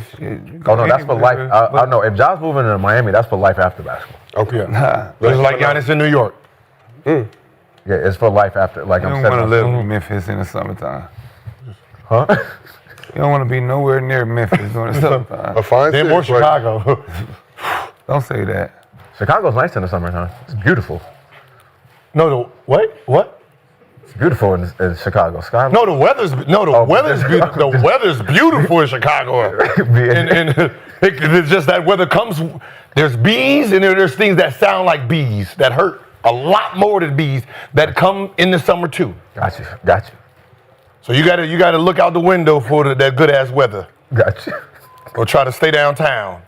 Still on the 35th Do you floor. think Ja feelings just hurt that he's hearing the rumors and getting treated like this as a star? As the Grizzlies, feel why do you like allow those this rumors is to get out? yeah, Like, but- what are you hoping to accomplish You with get that? the team tatted on your back. Now you hear all this. I think his feelings just hurt, bro. We're open and willing to trade you? What kind of shit is that? I got your logo on my back. You know how much that hurt? Shit, who told you? That's to do loyalty. that? Loyalty. tell Loyalty you told him that to do it, shit. Swaggy. That's stupidity. Right? What the fuck? Who told you to do that? Get dragged to get these motherfuckers. Shit, I got Lakers on mine, and I didn't even play for the Lakers. But you grew up a fan of them, so that's. You didn't go out and motherfucking Golden State drafted your ass in the second round. You didn't go out and motherfucking get the Golden Gate Bridge on your fucking. Man. You go out and get the bridge, nigga. You didn't go out and get an Oakland Athletics. I was going to get a wizard tattoo. I was almost this close. I'm still this close See what from I'm getting saying? one. See how a team can I'm make you still- feel I'm like, still this that's close why I was away from like, getting the yo, I Wizards. get no team. Do you still? I would never. The Wizards, I'm right here. Bro, I would never get a team cut. I'm right here, dog. That's like the NBA logo. I get my Like, school on it. Bro, that's. Ken, you're bro. against the NBA logo? I think getting the NBA logo is very corny. oh Wow. yes, Yes. I think having the NBA logo tatted on you is corny as hell. What if it's your That's own the image thing, on I it? do too. Huh? No. For an NBA player, I do too. An NBA player that's in the NBA, he go get an NBA tat with the logo and everything. That's But what if it's not Jerry West? What if it's a silhouette of Mr. B shooting a They three? remember. What if the dream kid grew that up shit, yeah. and NBA was his world? Yeah, And he got it before he got to the league. He got you have before the like trophy. one of You the have high the school trophy, kids. right? Yeah. Yes, Before- you won that mother. One of the Okay. high school dudes that kids. We get it. know you in the NBA. I know. I seen dudes have it before they got to the league. Like that's before the high school, like the high school college kid that get one. Yeah. I seen someone get it like as a sock. I don't. Get No, it ain't is that we bad, hoop, bro. Kenyon, we hoop, dog. Like It ain't that we, bad. It ain't like, that bad, bro. Yes, you get an NBA logo with Jerry on your team. So you got one? No. What's the No, difference no. between that when everybody get the Nigga, Jordan the logo? Philly, like it ain't that bad. I want to know, I'm like, thinking about it. Like if I that's my goal. Jordan logo, the NBA logo, Your dream both was of to them get motherfuckers. that trophy on you that you got. That's what you got. that's not a dream as I a got child. drafted to. Huh? As a child, No. As a no. I'm not talking as a about child. most of these kids get in high school. That's just like Yeah. some of them got the Jordan logo in high school. That's corny. Now your ass with Adidas. yeah. Man, I wasn't You thinking got Jordan. You got Jordan. You sponsored by Adidas. The only Yeah. tattoo that I saw that was cool to probably like get was when Allen Iverson had the only the strong survive. I almost got that one. Right, that tattoo. I saw Tyson Everybody Chandler had got it. that shit. I saw Tyson That's Chandler a have it in high regular school, tattoo, and and I saw a every couple other tattoo people had it. But it was like that was like more. I almost got the Chauncey Billups one.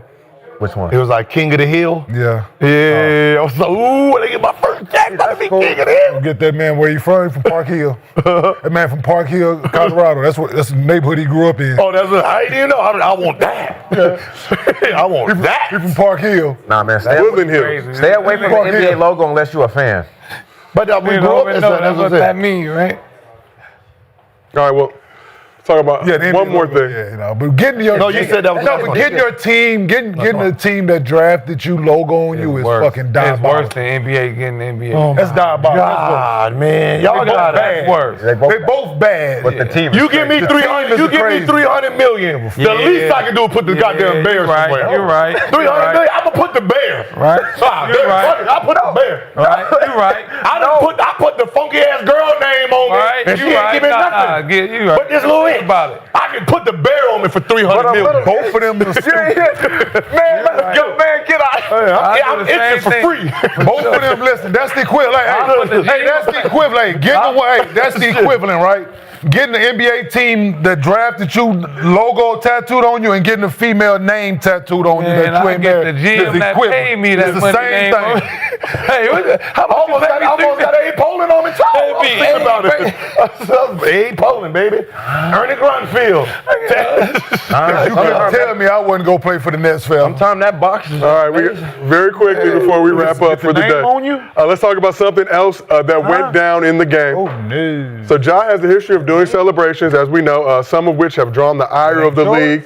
and led to warnings and a hefty fine. So Monday, midway through the second quarter, Ja hit a three to put the Grizzlies up 30. Proceeded to pull out the bazooka. He is now upgraded. Pulled out the bazooka. Boom! We had to slow it down due to Amazon's director not really appreciating that moment.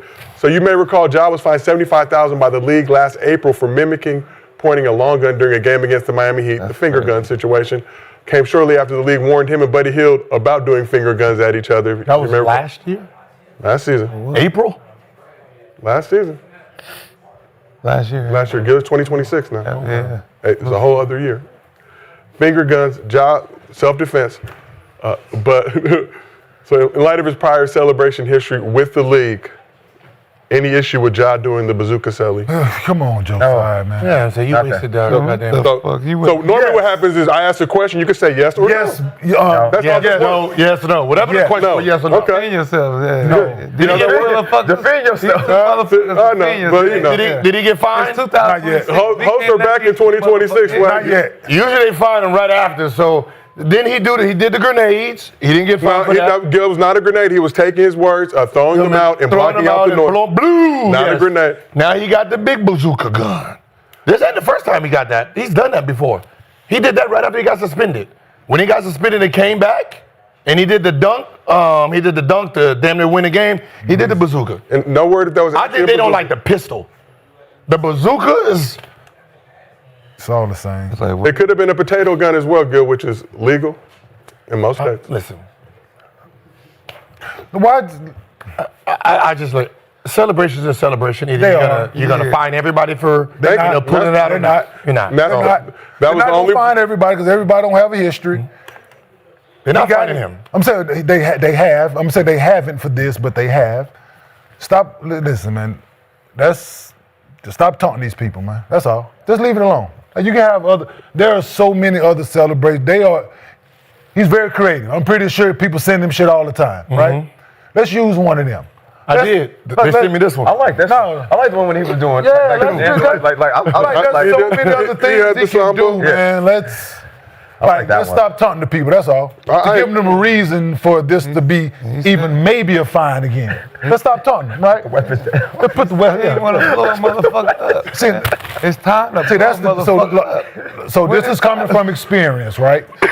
The man that's sitting in the main chair that's in New York, right? The conversations ain't been, listen, dude.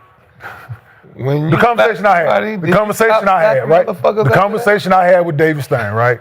Son, if you want to continue to be a part of this league, you'll change your ways. that? And did you Right. stop? I didn't punch nobody on the court again. Shit, you That's kept a slapping very big motherfuckers step. Not after during that. the game. After the Man, game. but still, you were pushing the motherfuckers. You did Yeah, but I didn't put my hands on nobody in that regard after me and David Stern had that conversation. I got you. I drew back a few times during the game, right? And guess what? Hey, you know they had the What old, happened in they your face? got the motherfucking the devil and the angel on your shoulder. David Stern was on both of them motherfuckers like, go ahead and do it. Hey, I dare you. Go ahead and punch him if you want to. All right, so this is the last thing. I'm sure you guys will appreciate Right? this. Punch him if you want to. We'll end on a positive. That was positive. Speaking of getting punched on, Grizzlies and Magic tipped off their global game series in Berlin on Thursday. Ja was sidelined for that game, proved to be a blessing in disguise, as he may have found himself on the wrong side of a poster like some of his teammates did. Let's take a look at this play right here.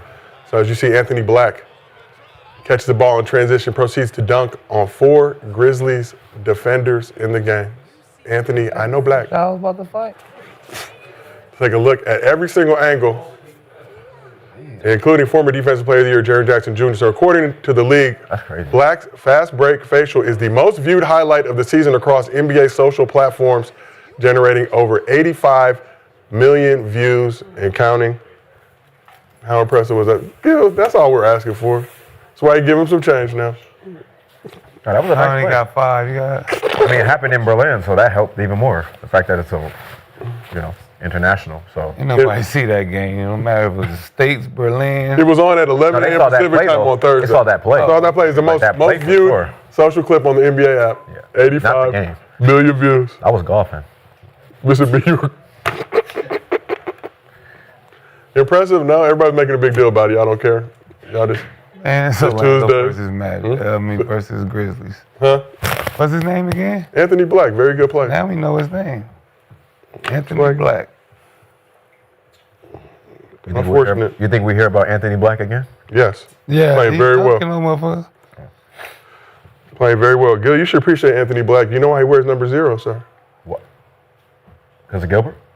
Were no other numbers available? They wouldn't let me. They wouldn't let me wear 0 in Orlando.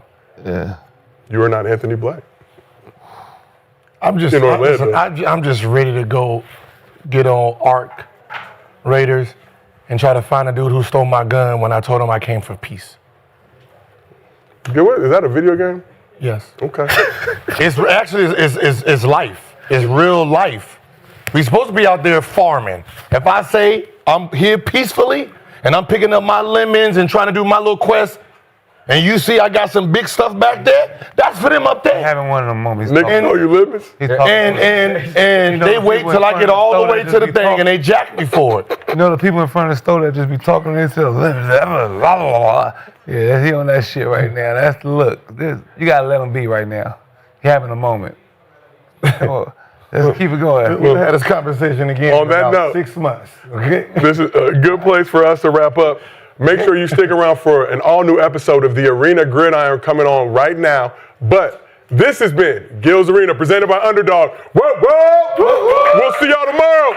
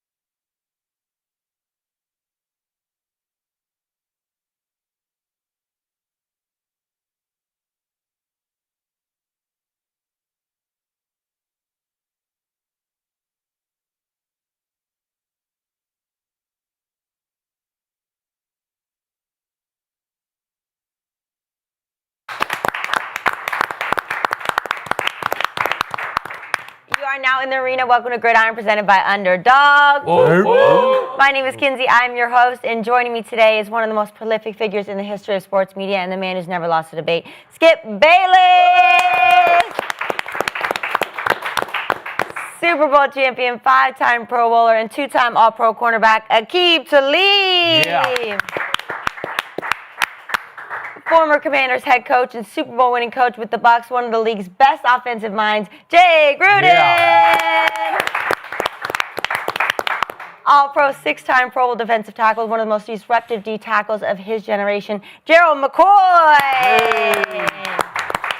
And we have a very, very special guest because he just came off the biggest game ever, a game-saving interception here for the Rams. We have Kurl. Thanks for coming in person. I know you got a busy week. You got to get to the Super Bowl, right? That's the goal. I appreciate y'all for having me, though. So speaking of that game-saving, game-turning interception, first of all, you made an amazing catch. It was like a Puka Devontae catch. That's what I felt like, for sure. It was. But it was also an amazing read on the play. Walk us through what defense was called and what you saw before the snap. Obviously, it started out with the formation. My dog AP, man, the little meetings we be having on Saturdays, we got a little tail on the shots they like to take. Usually the shots go in one formation, one direction, So when I seen the stem of the receivers, I knew I could open my hip and work that way. And, I was, eyes on Caleb. I knew I had my corner who was going deep, behind me, and just took my shot, you know what I'm saying, to slice under it and go get the ball. You almost ran the route for him.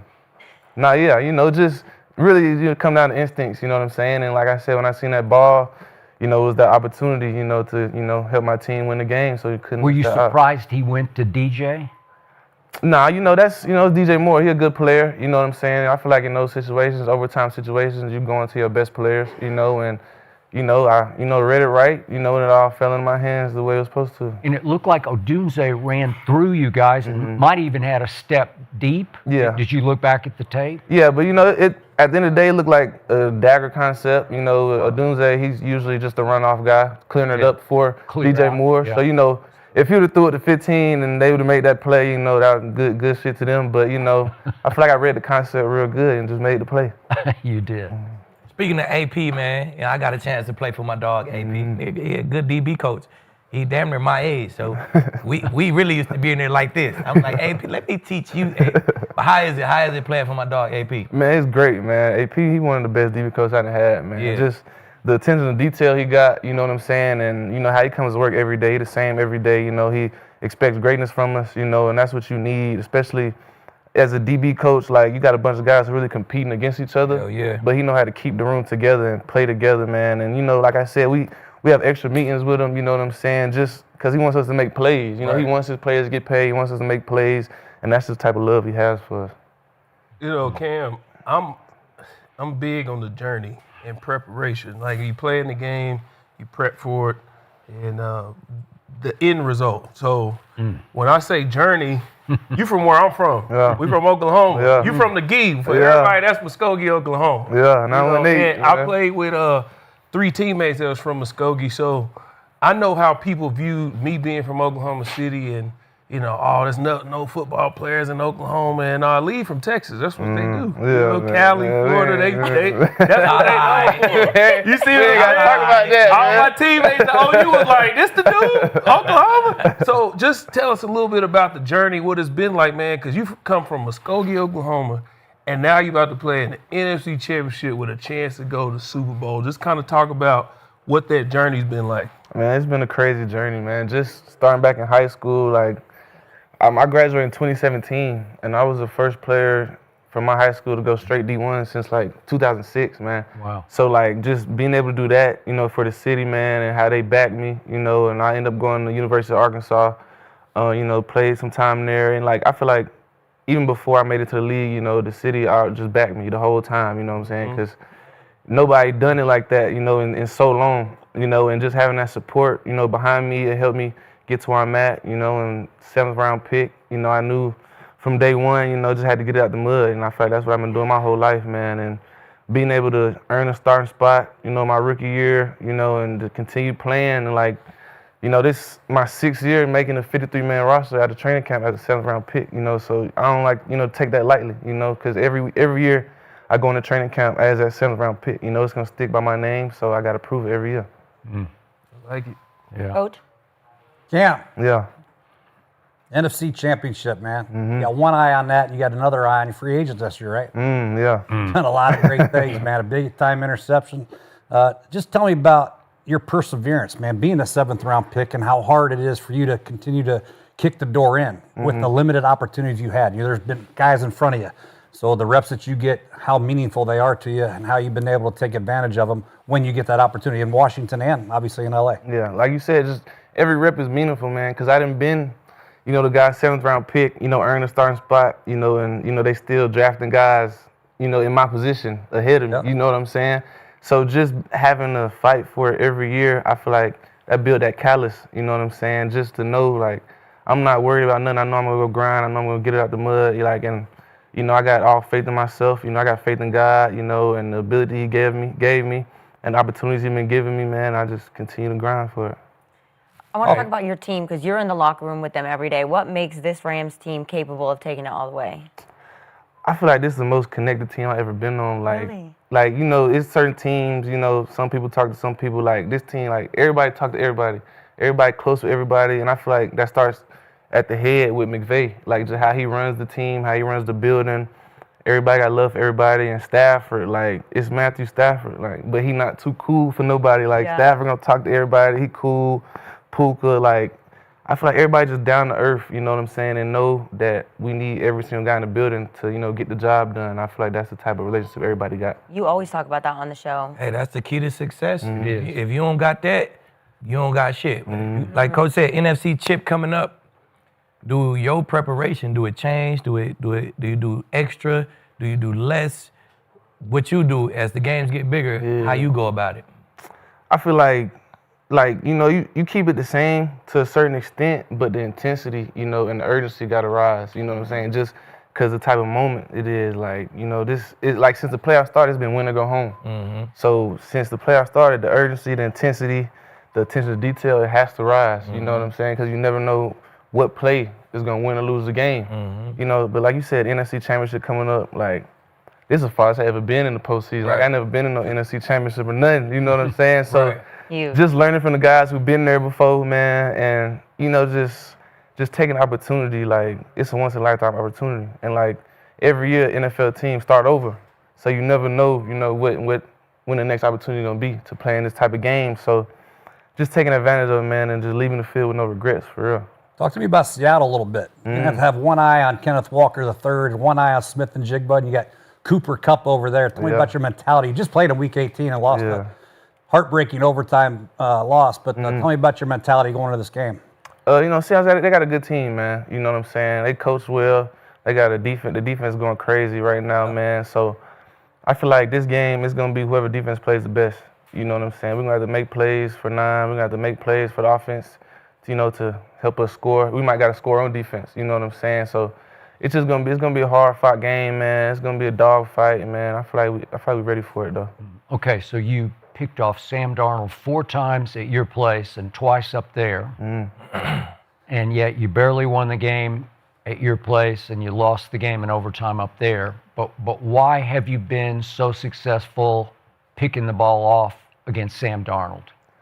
I just feel like, you know, our secondary, like, we know what type of quarterback he is. You know what I'm saying? Our secondary and our D-line pass rush. Like, you know, going back to last year in the wild card, you know, we got after him. The pass rush got after him. He was in Minnesota. And, you know, it's always going to be in the back of his head. You know what I'm saying? So if the D-line can get after him, we can make plays on the ball. That's going to win us the game. Do you see him get rattled? I feel like our D-line can rattle any quarterback, man. We got some guys on that D-line, on the edge and in the interior, man. So I feel like our D-line can be X factor for us. And by the way, on the 1 2-pointer that they somehow scored, where were you on the play when Sam Darnold throws it and hits Jared Verse in the helmet, and the ball's live and it trickles in the end zone? Were you around the ball or did? Yeah, I actually touched the ball, man. Like, you know, I seen the ball and I tried to go get it. You know what I'm saying? I couldn't come down with it. It was a bunch of bodies right there, but Charbonnet just Yeah, man, that was picked it up. That was questionable, man, because it took so long for them to, tell us Right. what happened. Like we ready to go kick the ball off, and they telling us that the 2-point is good. So it's a little iffy, man. But that's behind us. We worried about the next game. All right. I know you last game. You had an issue with what they said on the other side about y'all secondary. Yeah. Matthew Stafford, Puka, Vontae, Sean McVay. That's what we hearing about the Rams. Mm-hmm. Seattle, the defense. If I'm gonna oppose a defense, I'm like, oh, so they the only team with a good defense. Right. Yeah. I know how he was. I played with him. Is there a chip on y'all shoulder as a defense as a whole? Like, it's cool. Just keep talking about that defense. Yeah. Y'all just keep talking about them. But as a whole, are y'all meeting like, we gonna go show them? Because y'all just did it versus Chicago. Right. Y'all took it personal. Is there a chip on y'all shoulder going into this game? No, I feel like since this secondary got together, we had a chip on our shoulder because we don't really got no big name guys in our secondary. We got a bunch of 6th round, 7th round guys playing, undrafted guys playing. So it's been built in us to have a chip on our shoulder, man. And we continue to go out and make plays. Like we don't need all the limelight. We don't need none of that, man. We just go try to help the team win the game, man. So we're gonna go out there. We're gonna play our best ball. We're gonna make plays on the ball, and we're gonna disrupt the game for our offense. Forbes was a first rounder. Don't even try it. Yeah, I'm like, yeah. He was late Coach is like, I'm gonna call you out. And I tell you what, we had 13 tackles, game-winning pick. Your name getting on in the playoffs, so there's no limelight shit is finna be over with. Yeah. That bag is going the way. We ain't gonna let that shit change us, though, shit. man. We still gonna have that chip on our shoulder, man. We ain't gonna forget where we come from, man. For real. How do you guys feel about the Seahawks? Obviously, this is the NFC Championship, but this is also a division rival right here. And you guys split throughout the season. How's the chip going into the Seahawks? Man, like, we already know what type of game it's gonna be. It's gonna be some bad blood, man. It's been words exchanged over the past 2 games. It's playoff football, though. That's what it's supposed to be. It's division rivalry. You know what I'm saying? NFC Championship, like, it set itself. The opportunity, and it's gonna set itself. And I feel like we're gonna go out there and we play our game. We're gonna be all good. Amazing. Well, we appreciate you so much coming on the show. I do. You guys know I picked the Rams to win the Super Bowl. I've been saying that for weeks. I think you guys are just yoked on both sides of the field. So we're excited for you. Thank you so much for coming on. Appreciate you for having me. Way to go.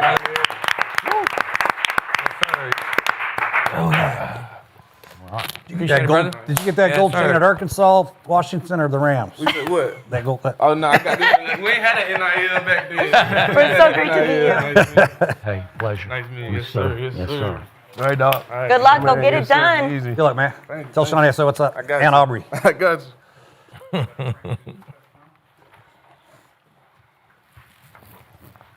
All right, Cam's got to go get to work because they got a big game this weekend, but we've also got a fun show today, you guys. Fernando Mendoza proved he's expected to go #1 in the 2026 NFL Draft, and the Heisman Trophy winner made huge plays in the 4th quarter to lead Indiana to a national championship. That was wild. And the coaching carousel is starting to go round and round, and we break down 3 of the earliest hires. And then Steelers haven't filled a role yet, and major questions right now is, who's going to be the new coach, and are they going to want Aaron Rodgers? But first, let's get into last night's game because it was the Natty. We don't normally talk about college football on the show, but we got to talk about that because I'm just so impressed with Fernando Mendoza. How can you not love this guy? All eyes were on the Heisman Trophy winner, and he is definitely going to go #1 in my eyes. And he led Indiana to the first team since 1894 to go 16-0. So impressive. One play in particular stood out to why there was so much hype around him. Let's take a look because 4th down, Mendoza took the snap. It's on himself, running for not only first down, but touchdown. Reaching for that. Look at his parents. That was a hell of a run. Hell of a run. Dang. Bro, tough as shit. So, Jay, I need to know, did Fernando Mendoza prove that he should be the #1 overall pick? To me, prove that there should be a statue of him. His jersey should be retired tomorrow in Indiana. Period, tomorrow. Just retire it and give him a statue right now. What he did at Indiana, the success they had, him and Coach Cignetti, is unbelievable accomplishment. I mean, at Indiana, my dad was at Indiana for 5 years. We Was he? Wow. barely won a game. Wow. You know, it was so bad they take a picture of the scoreboard if we led Ohio State 3-0 in the first quarter. That's how bad it was. When you were when I was little. Of course. kid. But to say he should be the number 1 overall pick, I think that would be insulting the process of the draft. You know what I mean? You have to go through your process. You have to see his whole body of work. You have to get to know the kid, watch him throw in person. Now, based on what he's done in his production, hell yeah. If I'm the Raiders, I'm excited as hell to get a guy that loves football, that's a great competitor, and has won games despite, a lot of issues around him. Maybe not the best talent around him, what have you, but he's figured out a way to win games in very tough situations at a school that is not known for winning. So based on that, I'd say yes, but I would be disrespecting the profession of evaluating if I just said, oh, hell yeah, take him number 1. I got to watch him throw the ball. I got to see how he interacts with people in the meeting room. Everything points to hell yes, he's a great kid, but let's go through the process first. What an impressive story. It's unbelievable what Indiana did and Coach Cignetti and Mendoza. You can't be more impressed. You can't be more excited about his future. But let's just take our time, take a deep breath. A lot of owners and a lot of GMs make quick decisions. Let's take that guy. But still, go through the process. Probably 95%, yes, he's number 1 pick, but let's just make sure we go through all the process of the draft. Pro day, workouts, all that. I think that's the problem. You know what I'm saying? Everybody want to do all this extra. Let's make him do this, and let's just measure his arms and measure jump his through feet. the hoops and I didn't say all that now. He's big enough. See how big his hands He's are. got all the intangibles. I got that. But still, let's just go through it. But yeah, I said 95%. Bro is the Heisman Trophy winner. That means he's the best player in college football. He is the national champion. Bro beat Oregon twice. He beat O State, Alabama. He didn't lose. And Miami. Like, he served everybody from, give me the best team from your conference, we serving them. Like, he proved that he's the best quarterback in college football. The number 1 team in the draft, they need a quarterback. So, hell yeah, that's your quarterback right there. He don't have to do shit. He could come with headphones and jewelry on like Shador, and you still should pick his ass. Fuck everything. You're probably right, but I still would like to see him throw and get to know the kid. I'm just saying, just go through the process. Bro handled the media like none other. You know what I'm saying? He's a great kid. You ain't got to worry about if this dude going to be there in the offseason, April, May, June, July. You ain't got to worry about if he going to be there or not. He's going to be there. He extremely smart. He going to be able to handle any playbook you put in front of him. I feel like he loved the game. You see how he act after the games. He loved football. I mean, if I'm starting a team, I'm trying to start it with him. And on the field, he hella accurate, and he throw a fucking amazing back shoulder. That's an unguardable ball by corner. If you could throw a back shoulder that damn good, hey, I'm telling you, that throw right there going to translate to the league. He going to be a damn good back shoulder thrower. He going to need a damn good back shoulder catcher, and that shit going to translate to the league. If I was drafting number 1, it's a no-brainer, bro. I don't even want you to do shit. You ain't got to do the combine. You ain't got to interview. I already seen everything I need to see. Well, there have been other successful quarterbacks in the history of football that have not been very good in the NFL, right? So I'm just saying, go through the process. I said 95%, yes, he's going to be the number 1 overall pick, but still I would like to see teams do their due diligence and put the work in. And then take him number 1. And measure his hands, okay. Yeah, measure his hands. Are you going to hate on him? Don't do No, this. I don't hate okay, on good. nobody. I wish everybody success. But you got a job to do, right? I got a job to do. That cleared. If I'm the Raiders, who are one of the big 5 in the NFL, Raiders, 49ers, Pittsburgh, Cowboys, and San Fran. Those are big 5 organizations. You picked up your organization, you left Oakland and came to Vegas. Over the last 4 years, you've had 3 head coaches and 3 GMs. So now you have the first overall pick, and you have to make a great decision. If you miss on this, you could set your organization back another 5 years. Yeah. Mendoza played great. He managed everything excellent. We seen the results of NIL and transfer portal. This team had age group that was the same age as NFL teams. They were very well coached. All of that. I never seen anything where I was like, you know what? Leverage that guy for the next 5 years. Is he a good player? Yes. But this is something that if you are not absolutely sure that that is the guy, you don't just take him just because he's the best available. They are in a different situation than most organizations. 3 head coaches and 3 GMs over the last 4 years. Y'all been missing on everything. So this is, if you won, you got to bring in right head coach. But this pick and what you do with it is too important. So if you are not absolutely sure that this is the guy, you don't take him. Because you can take that first overall pick, you can bring in the segue guy and wait till next year. You can use that pick and get more pieces and then go next year. If you believe he's the guy, that's great. I didn't see anything all season where I'm like, you know what? He's a can't-miss pick. He's really good. He His played ball, well. his ball placement ain't second to none. We've seen a lot of good, great ball placement. Like who? Over Like the more? years. You want me? I mean, I could go down the list of 20 years of great ball placement. Like who? We've seen great ball placement. Who? I would have to go over the list, but we talking about right now. We're talking about right now. Bro, you ain't seen a list of great ball placement. I promise you that. We have. I You played with haven't? one. I played with one. He was the first overall pick. He had phenomenal ball placement. Who is that? Sam Bradford. He's phenomenal ball placement. You're a lie if you say he didn't. You watched him. You watched him. He had phenomenal ball placement. Yeah, He but the he first was overall pick. highly injury prone. Yeah, see, he got a asterisk next to his name because he was highly injury prone. That's fine. Y'all talking about a bunch of stuff that I ain't say. I said you have to be absolutely sure. If you are, take him. If you're not, then I feel like his ball placement was second to none is since Burrow. Like, he ain't been a quarterback who come out and put the ball in spots that he want to put the ball in like this dude. What you think, Coach? No, he's absolutely accurate. This is talking about games. I saw the Oregon game, and I saw the Miami game, and I saw a couple games in between. In order to draft a quarterback number one, you just don't go say, hey, God, that's a great back shoulder throw. You got to watch his entire process at Cal. You got to check him out at Indiana and see how he's improved. He's an older kid, too. You know, he's not 21 years old. So there's a lot of things you got to evaluate. Now, I'm not saying that he doesn't deserve to be number one. He probably does. But go through the process. Interview the kid. Watch him work out. Throw it. Let's go.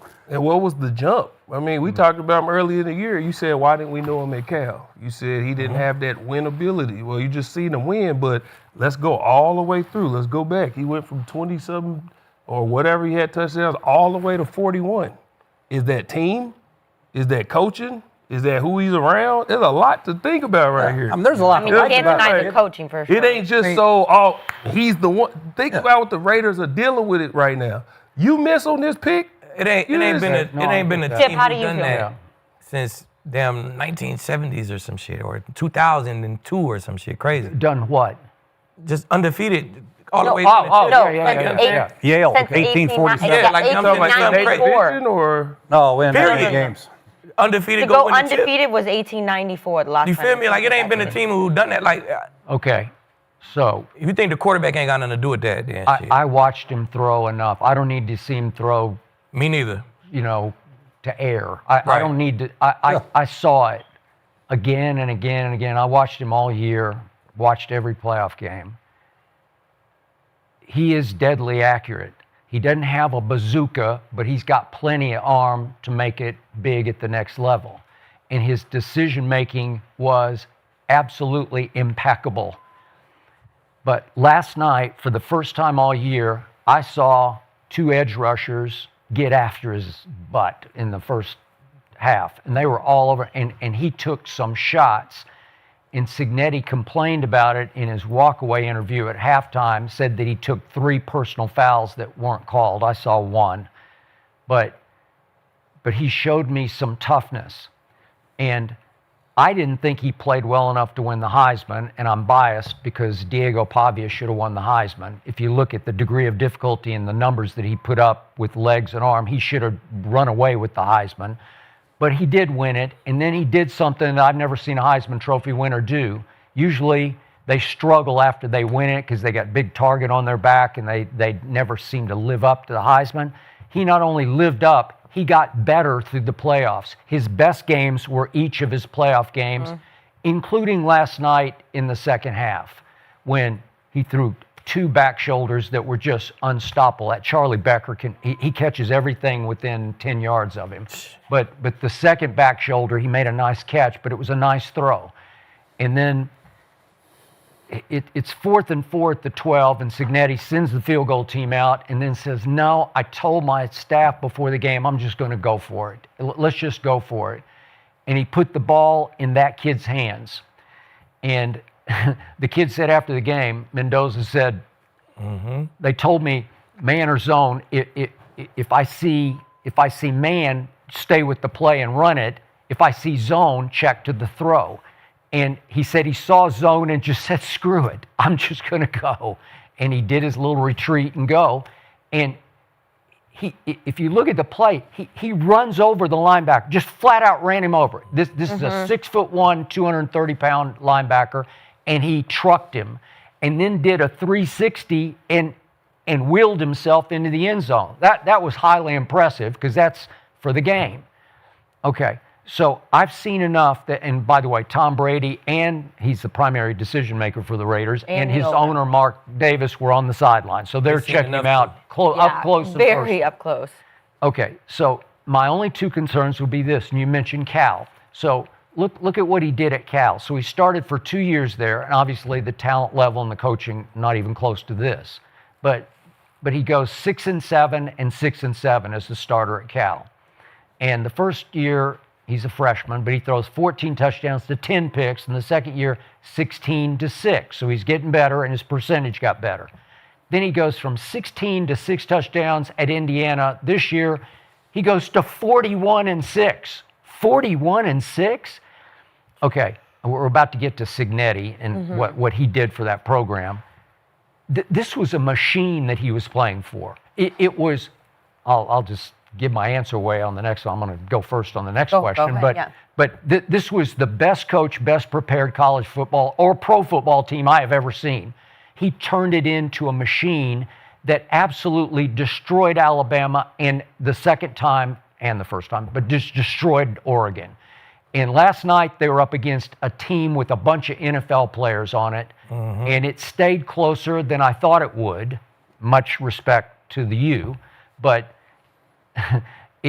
you have to ask, is in part Fernando Mendoza a product of the machine? Like he's got all the working parts around him. Everything is perfect, and those running backs run their asses off. That little Kalen Black, he just bangs it in the middle, and he's like 5'9", 210, and it's just hard to get him on the ground because he runs so hard. So he had all the right pieces. He had a great offensive line. You have to wonder, well, is it in part him just being a product of that? And then his interviews, they're a little goofy giddy to me, and I saw 1,000 of them, and after a while I started to say, that's just who he is. I think he's just that way because his teammates seemed to love him. They didn't think he was fake or phony, and I think that's just his exuberance, just the way he is. And I like his spiritual toughness and background. I'm great with all that. So all the intangibles are there. You just have to ask yourself, if you put him on the Raiders in a rebuild, will he get exposed? Because in the first half last night, he threw some off-target passes because he was under duress, man. He was getting his butt kicked. And yet he stood tall, he stood strong, he kept jumping back up and making another pass and another play. So he showed me a lot, and my gut feeling right now is that he would be worth the first pick in the draft. Yeah, you can't deny the guys in the league when they're D linemen all over him, they're not throwing passes If off. you're the Vegas Raiders, you're backed into a corner. You have basically no choice. I'm just saying do your work because when you don't have a quarterback, you got to keep swinging for the fences. There's no doubt about it. So you got the quality of kid, you got the production, you got the way he's gotten better throughout his career. So there's really no doubt he's going number one. But you still got to put the work in and do it. There might be some other players in this draft that might be pretty damn good that you might say, whoa, but maybe not quarterbacks, but maybe not quarterbacks. Yeah. So anyway, I love the kid, what he's all about, what he accomplished, and it's historic what he's done. I mean, it's historic. So. And if you're the Raiders, Tom Brady, he mentioned, they need a quarterback. It's a no-brainer for them. But just be sure, Raiders, be sure. I've been in situations where this is a no-brainer. Bullshit. Bullshit. Yeah, I know. I mean, but that's going to happen every year. Who was that, Coach? No, I'm talking about in the NFL, not just mine. In the NFL. Skip said he was under duress in the first half, and he had some off-target throws. He still was up 10-0 at the half. Yeah. He still was up 10-0 at the half. Then he came out, scored 17 in the next half. He did. Like, man, listen. Against that. System, no system players, grown men. If a tight end is right here and I'm looking downfield, I don't like it, and I come to throw it to him, it's a guy breaking on it this way, and I put it on his right shoulder, that ain't no system.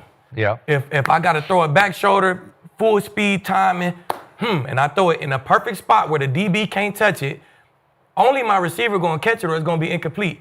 That ain't no system. That's you. It's They a lot of do a lot of quarterbacks RPOs. They do a lot of completion, easy completion type plays. Which Who don't? Well, exactly right. Well, Which is a who credit wouldn't? to Signetti and the offensive coordinator. Mike Shanahan's done a great job. And but yeah, it's all relative. You got to take a look at it, but you can't argue the production. I'm agreeing with you. I'm just saying, just work the son of a gun out. Yeah. RPOs. You're traumatized. Yeah. Just, RPOs. The entire league in the history of the league. You'd be stupid if you just say, oh, he's a surefire number one pick. I mean, go back in the history of the league. Ryan Leaf was a surefire number one pick. Of course you ain't going to be right on Jamarcus everyone. Russell was a surefire number one overall Jared pick. Goff was too. Yeah. And it's one. Sam Darnold was too. And then he failed, then he had to come back. It's a whole lot of them Johnny Manziel. who hit just fine. You know what I'm saying? Yeah. Baker Mayfield. It's a whole lot of them who just Well, fine. hey, I watched Tom Brady play a great Orange Bowl game against Alabama. I watched every snap of it, and I said, God, he can play. And he went in the 6th round, and the rest is all-time history. Right? Okay. Well, quarterback is the hardest position, I think, in any sport to play, and you need to be smart and you need to be coachable. This kid is a business. He already has his business degree. Now he's getting his MBA from Indiana. He's a smart guy. He's clearly coachable because what has his coach done? So I do want to dive into his coach because it's obviously a 50-50 here, but Curt Signetti. Indiana hasn't won more than 7 games since 1993. And then Signetti shows up, and they had an 11-win season and a 16-win season. Signetti is now the hottest coaching name in the country. He did have an introductory press conference 2 years ago, and this is what he had to say. I love Well, when you recruit them, how do you sell your vision of your culture? I mean, what's the... Who are you talking about? The high school guys, the transfers, who? All of the above. I mean, how do you... It's pretty simple. I win. And that's true. Yeah, and he has like backed me. that up. Yep. He sound like me. Shit. Hey, I win, bro. So earlier this week when he was asked about the NFL, Signetti said, I'm not an NFL guy. I made that decision a long time ago, but Skip, should an NFL team pay him whatever it takes to hire Signetti? And I would if I ran an NFL. You would? Fuck no. I was there when Jimmy Johnson walked in the door in Dallas and when he walked out the door in Dallas, and I watched it happen and unfold, and a lot of people don't think college coaches can translate. This guy could translate if he so chose, and he's just sworn up and down and pledged allegiance to college football in Indiana. So it sounds like it's not going to happen. I would try because I think he would translate supremely to the NFL. I'm going to say it again, as I just said. I have never seen a college or pro football team better coached than this one was. Better prepared, better strategized in all 3 phases, because the key play of the game last night was the block punt for a touchdown. I like him as a commander, as an authority figure, as a disciplinarian, as a teacher, as a driving force of a team that, as Jay said, accomplished something that's just impossible what they did. Because even the 3 years before he got there, they went 2-10, 4-8, and 3-9. And then you just said he walks in the door and he won. And he won, and he won, and he won. And they dominated these playoffs. You just said it was still 10-0 at halftime, and then they go put up 17 in the second half. They destroyed Alabama. They destroyed Oregon. And he created a machine unlike any I have ever seen. And there's some genius level to this guy that I think is rare. And was he lost at James Madison for a while? Look what he did. They went 52-9. He wins. And I promise you it would translate to the next level. If you gave him the Buffalo job right now and you gave him Josh Allen, they would win at least 2 Super Bowls, I believe, because he would just turn it right around. Whatever is missing in Buffalo, the edge with which he coaches, and he coaches with scary sort of edge to him. He is locked in. His players fear him and they love him. And that's the beautiful sort of Jimmy Johnson combination. And Aqib is scoffing at me, but I'm just telling you, if he got a shot, he would run with it. He would win, just like Lieb always won. Well, I think it's a success rate of this happening. Won a national championship. The goal is to win a Super Bowl, right? That's it. That's it, Yeah. right? Not That's come it. in and win a bunch of games. That'd be good. Yeah. How many people did that? Jimmy Johnson, Barry Switzer, he Yeah. took over Jimmy Johnson's team, and Pete Carroll. That's it. Yeah. That's the whole list. The people don't understand is coaching college kids and grown millionaires. I'm married with 5 kids. They're grown millionaires now. They are. This Hey, is- Gerald. I'm married Go, with what, time 5 out. Time I'm out. The married- average age of the Indiana football Yeah, team. how many of them are married Wait a with 5 second. kids? Time out. Time out. It's 24 years of age. How many of them Yeah, are that married says with a all lot these about the machine children? he created. Yeah. That's what I'm Okay. saying. All That right. ain't they all. That's just people staying around the NIL, the transfer portal. Yeah. That's cool. That is not how you running college is completely different than running the NFL. It's not the same. Yeah. It is just not the same. Coach, So, you I obviously- If I'm believe the he owner should of the be- NFL team that just fired my coach, and I go to my GM, I said, give me your list of candidates. And if he's not the number one candidate, I fire the damn GM. Thank you. He's the number one candidate Thank I'm calling. Nobody can accomplish what he accomplished in Indiana. Nobody. Nobody. This is the greatest accomplishment in the history of football. He better be bringing What he did at Indiana is the greatest accomplishment ever in He football. better be bringing Mark Cuban with him. I don't give a damn. You better have Mark I'm Cuban calling coming first. with you too in the He's league. probably going to say no, but I'm calling him first. And if he says no, Like, fine, then bro. I'll go to my second list and call Salah. Yeah. I'll call the guy at Green Bay. I'll call Give me him. Halfley. Give me Halfley. Yeah, I give me want Halfley. Give me Halfley. Give me Sig Half-ass Halfley. I want half-ass. I don't doubt that. Yeah, I mean, what are the other options? I'm not saying he's not a Let me good go coach. rehire Mike but- McDaniel again. All right. I'm going to call that son bitch first. Send me to Indiana with that same team and Mark Cuban, and we will win the chip. That's Okay. like saying Signetti. If Signetti, you switch him. Signetti, you go to Miami. How many 5 stars did Indiana have compared to Miami? Compared to Alabama? if he Compared go to to- Oregon? so They had the least amount of 5 stars of all those programs. They had to be correct. No, they got grown ass man. You just said it. The average, what's the average age? stars. What's the average age? So you got 24. 5 stars coming out of high schools, 18. Right. You got 24-year-olds You tell me playing Oregon, college Miami, and football. Alabama doesn't have anybody over 22? Yeah. This many? They have a few. They have a lot. Okay, he's a great coach. I mean, it's not like he's you guys a are phenomenal gray-bearded coach. He's a old phenomenal men. coach. We know that. But what we just seen gets these is where players? college Look who. football is headed. He Bro, figured it out early. that's it. He said, I'm going to get the oldest guys who played the most. That's why the NIL transfer portal changed college football. He figured it out. He said, I'm going "Man, to get all these 25 old guys kids that from can James play. Madison. Coach them up and we going to win." I brought 25 He guys did. with me He from brought James Madison. Who 25. gives That James is a Madison? fact. We're beating Oregon by 50. We're Like beating 50. Alabama by 40. You know why? You know why? We just won a national Out of them championship. 25 guys, is 22 of them the starters? It Them might be. 25 backups who just know the system. How many of Y'all those? fucking backups who know the system. How All many the of the starters, Indiana players could start at Alabama? That's what I all want the to know. starters is the ones who Mark Cuban went and cut the fucking checks to. Yeah. Y'all was guys who fit. You can go to the league right now and be a 5th, 6th round pick. Come over here, I get a million. But You can go to the league and be a 5th, 6th round pick. too. They got big So if checkbooks. They're all Cincinnati go cutting the coach check. Miami would have won the chip. Oh, my. Like, look run at- away with okay. it. Hey, So you crazy as Miami hell. was the same. Cincinnati is Miami the had a product bunch of of having old an guys, old too. ass Okay. team It's the and a formula. good ass quarterback. If you switch them coaches, then Miami Cristobal would have had a chip. You go give him 25-year-olds and the best quarterback in college football. Like, bro, that shit, players play. Beck is 50. He ain't doing Beck is- what did he do that was so outrageous? He Beck- RPO'd through hitches. Beck graduated he threw 3 back years shoulders. ago. Beck He ain't do graduated- nothing major. Beck graduated 3 years ago at Miami. He's 27 years old, damn near. That's what I'm saying. And his teammates was old too. That's why they was the last two standing. Exactly. They had the oldest teams. They was the They oldest had the two most teams. experience. You get a whole bunch They of played the most football. NFL rookies. That's what I'm saying. They're gonna be more disciplined. They're gonna be stronger. That's They're gonna what be I'm more saying. physical. Like, bro, it's not rocket science. I guarantee you, Power 4 football gonna turn to 23, 24, and 25-year-olds. All the other shit That's gonna where be it's young headed. boys. He figured it out It's early. just where college football That's is where going college now. football is headed. Yeah. Why am I gonna rush to the league like the kid in Oregon?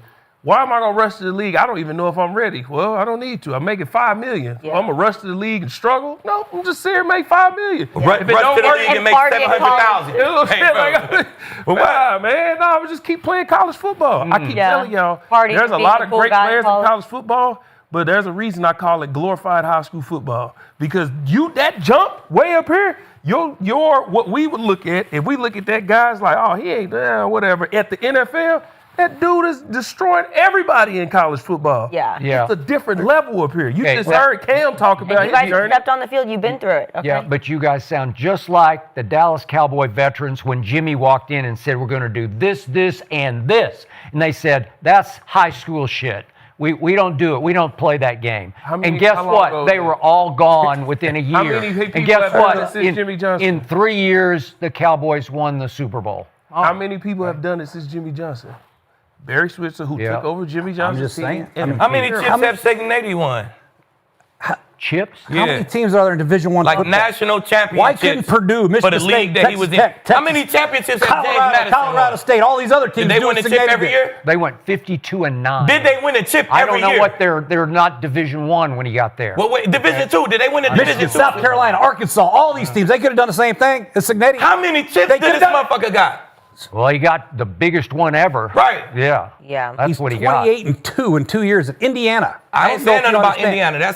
That's a great NIL play. He figured it out. He got Mark Cuban. They did their He's motherfucking the only thing. coach in college football that figured out the NIL program. Then all the other coaches in college football should be fired. Because that's what college He football just is. went in a different direction with it. Okay. Everybody else wait. want to pay 5 stars. He paid Time out. 5-year guys. How many first-round picks other than Mendoza do you think Indiana will have this coming draft? How many first-rounders? Or, for that matter, how many second-rounders? Because I don't Well, think how they'll many have... NFL players? I bet you they got 12 NFL players on that roster. Man, I don't think they have 12. 12. I just Man, you don't. crazy I don't- as shit. No, Man, you gotta I'm give not credit. crazy. Yeah. I don't Well, think you know. gotta give the man credit. I don't think you know Indiana. give the man You credit. don't- wait a second. You always tell me you don't watch I college don't, football. but it don't take Okay, long well to then, fucking look at their roster. I see. how do you know? I'm looking at them right now. I don't gotta watch all year. I watch them in the playoffs. That's Okay. it. Like these are NFL guys. He gonna get a shot. 5, the corner, he gonna be playing nickel for somebody in the league. he the will. center gonna be playing nickel for somebody in the league. Maybe. Both running backs gonna be playing for somebody in the will. league. I The agree. quarterback gonna be playing. Yeah. Both receivers gonna be playing for somebody in the league. I'm not Like, come sure on, bro. about, And I ain't even got to the defense I'm yet. not sure about both receivers. Man, I'm both of just the not. receivers gonna be a fifth, So a if fifth you are- receiver on somebody's so if team in the you are league. Maybe a a fifth 18, 19-year-old 5-star, okay? Let's talk about college football. You still going to class. You 23, 24-year-old, you done with class. I just play football. All I gotta Hey, do is coach 'em Gerald, up. wake up. Nobody goes to class anymore. Oh, They don't. But I'm saying, you ain't got They are nothing else paying to do. somebody to do it for them. Or they- They got $5 million on the NIL. Come on, stop. It's act like Indiana's How only much team that has football have these 24-year-olds. guys played? A lot. You act like you ain't seen the stats. Indiana got 60 guys who from 23 to 25. The next team got 12. Like, come on, bro. That's a big difference, Jay. That's a big difference, bro. It is. 40 Like, I was a plus- totally different nigga when I was 40 24 40 than I was plus when I was guys good. Know that over the age every of other 22? college team in the country could have done the same thing? Yeah, so if somebody got to figure it out. Signetti, let's clap it up for him. He figured out the new science. Yeah. Now every team in the league is Why? gonna say, don't go to the league yet. I could get you another year and I could pay you $1 million. Yeah. Don't go be a 5th, 6th round pick. Come here, let me give you $1 million. And that's what all the guys gonna start doing. Jay, 40 They ain't plus rocket guys science. over the age of 22? 40 Pretty good. plus? That's a... Like, hey, you don't got that. Oh, shit, we probably got 8 guys who 22. You feel me? We don't got a player who 24 Right. on our entire roster. Well, the Okay. good thing about that is the older We got kid, our quarterback. If We you got get a one. younger kid has like 3 years left, you're going to jump in the portal anyway. So it's good to get older guys on your football team. Exactly. We ain't saying Win that. We ain't saying 16 games in a national championship. Hell, we ain't saying he did the wrong thing. No, we saying he he's a figured great- it out. Okay, figured so, out so let me college ask you, football. I'm going to jump ahead a question. Do you think Hafley was a great hire in Miami because you know him, right? I think it was cool. Cool? I think it was solid. This Cool is the out. head of Because- your organization. It was cool. Because he went to Green Bay. He built a nice little defense there. He a good defensive mind. Okay. And shit, I know him personally. You a social, you a lively guy. See you in the room with Okay. professionals. You know what I'm saying? You look like you can handle it. And shit. Okay. That's the guy So, you time out. You So- coached against NFL guys. You coached against NFL systems. Okay, And were so- successful. so So I Ha- mean, it's a chance. It's a chance he could be good. Okay, so Hafley goes to Boston College and becomes the head coach. And he goes 22 and 26 as the head coach in 4 years. And they finish in the ACC 6th, 6th, 7th, and 9th. And off that, he goes back to pro football and winds up sooner than later as the head coach of the Miami Dolphins. And you say better than Signetti. I ain't say he better than Signetti. Well, I think you were laughing at Cignetti making the transition. Kind of did. He kind of he kind of did. I like him as the hire. You like him as the hire? Heck yeah. Okay. Who? All his Halfley, because all his experience. What he done been in college. He didn't be because of what he's been around. Okay, he's going to a team that needs a complete culture shift. All right, he's been around a lot of top coaches. He's been around Kyle Shanahan with the culture shift. He was in Tampa when he seen Schiano come in, so he seen, well, don't do it like that. But Schiano, you see what he did? That do work. Now he's around Matt LaFleur. He's had a lot of offensive minds he's been around, so I know the offensive coordinator I want to be around. He coached against the offense. Thank you. And then people need to understand being a head coach is more, Jay knows, is more than just, okay, this portion of it. He's going back to Florida. You got to know how to handle the heat, the humidity, all of that stuff. Controversy. You still got to deal with Tyreek Hill. We got to find a quarterback. How do we deal with that? People forget he was coaching in San Fran when the Kaepernick stuff was going on. It's different being outside looking in, but when you're in the building and you see how to deal with controversy, all of that comes into play with experience. Now he had top defenses. He's going to go there, adjust the defense. I got to worry about the offense. I'm going to bring in the right guy because I done seen my man from Ohio State. What's the head coach of Ohio State? Ryan Day. He was with Ryan Day. He done seen Chip Kelly. He done been with LaFleur. He done been with Shanahan. I done seen all these different minds. Now I know what works, what don't, what do I have, what don't I have. He got experience. And on top of that, in 2024, Green Bay was the 6th overall defense. That's what I'm saying. 6th in scoring defense. This year, they was top 5 before Parsons got hurt. Parsons got hurt. They fell to 11th. They finished 12th this year. They finished 12th, and they finished 11th in scoring defense. Okay, you gotta know how to lead men. He's done it. He's done it. The defense actually got worse with Micah this year. They're statistically they got a little worse. It went from 5th to 12th. Even with him. But that's at the end. Even with him, no, they was not 11th. They was not 11th when Parsons got hurt. He got hurt. It was like number 5 defense. He got hurt. They was still top 6. That's what I'm saying. It was like number 5 or 6 when Parsons got hurt. So how many chips does Halfley have? He don't got none. Oh, okay. Well then, bingo. He's coaching in the NFL. I mean, Cignetti, man, listen, man. I could have went and coached that Indiana team and we'd have won a fucking chip. I just threw up. I just threw up in my mouth. I throw up in my mouth when I look at your resume. What you talking about? Lord have mercy. I mean, you might not have won a chip there. Because the respect level ain't there. They're going to respect me. I don't know if they're going to respect you. So, they probably won't. No, they probably won't. I throw up in my mouth when I look at your resume. Okay, good. You feel me? Yeah, I hear you. Keep throwing up in your mouth. Hey, I think you'd be a great defensive coordinator for an NFL team today. Right. You could walk in the door with the Dallas Cowboys and turn it around. Yep. But if you had to run the whole show, that's a whole different beast. It is. It's hard, man. To be a commanding officer and deal with all the psychological and personal problems that you have to deal with. I think this guy is a powerhouse. But he did it at that level. So you got Halfley who, again, I told you, he was the DB's coach in Tampa with Schiano there. You know, we dealt with there. We dealt with all the controversy of the Mercer and all that. He was in the building when that happened. Yeah. You said know how to deal with controversy. Yeah. See, he's seen it all. He dealt with the scandal of Ben. The Bucks getting sued by all these players, all that. Then he dealt with the Kaepernick. He's seen it all, but he didn't do it all. But you don't know, if you're outside the building, you don't know what it takes or have seen how to deal with it. If you're in the building, you can say, well, that worked. I wouldn't have done that. That didn't work. He's been around it, outside looking in. So was Indiana not the best team in college football? Like, if you just, like... Okay, they were 100-1 shot to win the championship. I mean, that's just odds. That's before we even know what you got. We got all these guys, put them together. This team ain't the same team as the Indiana team last year. This is new guys. This is a portal field league. This is a brand new guy. At you look at the final result of it, would you not look at that and say, damn, these boys is bigger, stronger?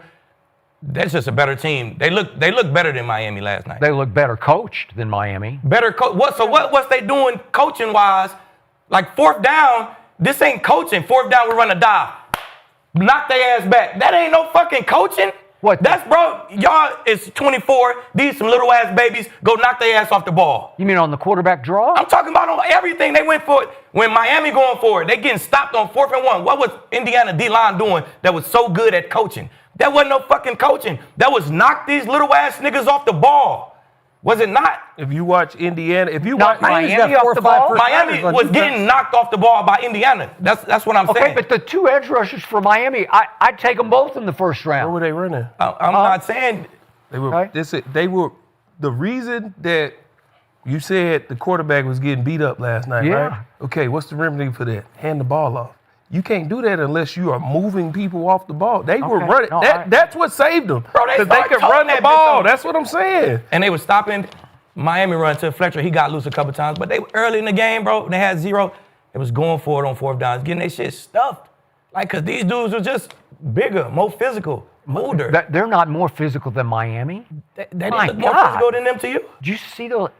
Miami will have 6 or 7 players off the defense go pretty high in the draft. I agree with that. Yeah. But Indiana looked like a more physical They team looked more than to me. physical last night. They looked like a more physical They looked team more to me. physical It looked last like y'all like 20 and 21. These niggas look like grown ass men. They look more physical. Them 2 on the edge, you like, hey, them is 2 guys. But overall, team wise, they just look more physical. I mean, I know Mendoza got the shit kicked out of him early, man. Yeah. That pass rush was getting after his ass. Yeah. I mean, even the coach said they can't Hey, even get a yard. They have trouble getting a Reuben pass Bain off. looked like a top 5 pick to me. Miami's defense is sick. He is Their a top offensive five line He pretty is, damn but good. I'm saying, you said pass rush. In the run game, that's Well, same that's thing in bone Indiana. on bone, Indiana me gave up versus some you. big Let's hits to see what's Fletcher. up. And that is where they lost the game, right there. Fletcher had some big hits too, so it worked out both ways. The block punt was a big key. That's special team. It That's turned the whole game. Yeah. Well, yeah, the boys are not agreeing today. They can't No. agree on Signetti. You also can't agree on Hafley, but I do want to get a letter grade on what you're feeling because you hate it. You think it's cool, but what's your letter grade on that?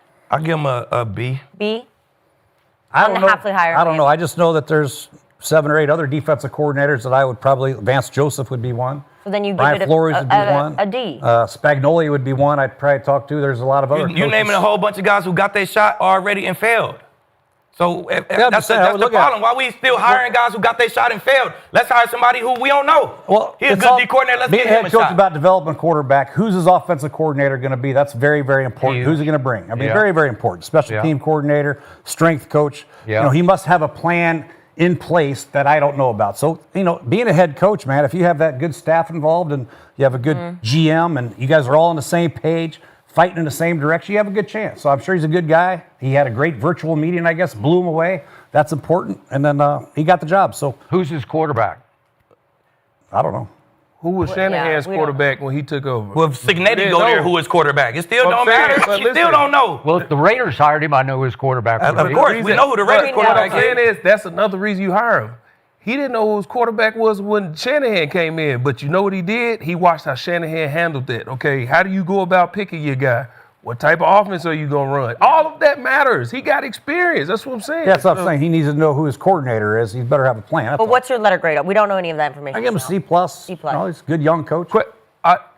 I gave it an A. But question. You gave Hafley an A? Yes. Question. Lord have mercy. Have you What ever did had Hafley buy you coaches? today? Have you ever had coaches like interview, like still coaches, but go through the interview process? Because I always wondered, how do they go about that? Because when you're interviewing, you got to say, okay, this is my plan.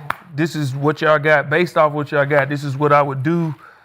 These are the coaches I'm thinking. Have you had that experience or had coaches that have been through that? And how does that go? Like You talking about interview for a head coach? Yeah, like NC, because he's doing this. They were still playing when he was. Yeah. That's why it was virtual. I think the most important thing these owners want to know is who your staff's going to be, especially if you're an unproven coach. You know what I mean?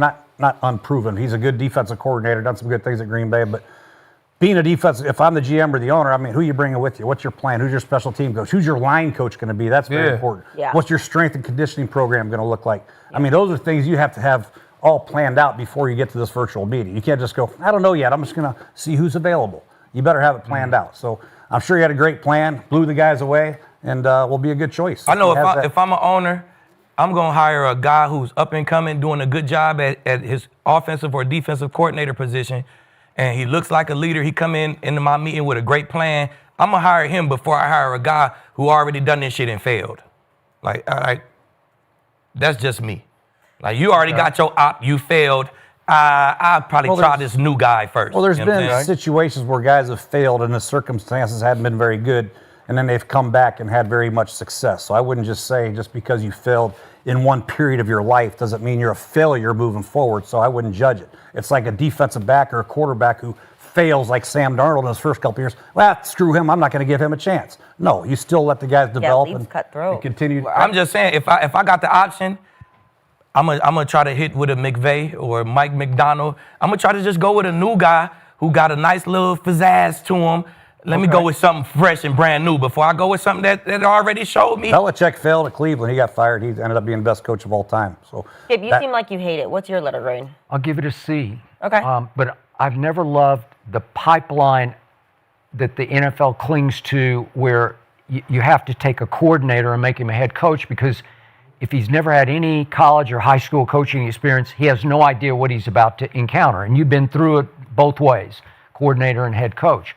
And I just don't think being an offensive coordinator, or in this case, a defensive coordinator, prepares you at all. So for Mike what's about to McDonald's hit. not prepared. Okay, but that they hit. Every once in a while, you hit. He was the right guy, right place, right time, right team. Same with LaFleur. Okay. Same with McVay. Like we could keep going down the line. Question: would he? I can name about 30 of them who missed, too. And we can name about 20 of them who hit. So, Skip, question: would he need to have been a head coach?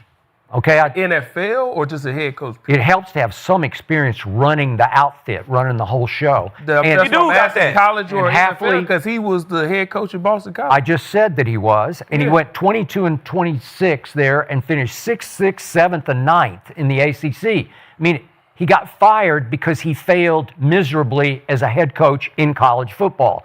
Does that translate at all? You want to know what these things always boil down to?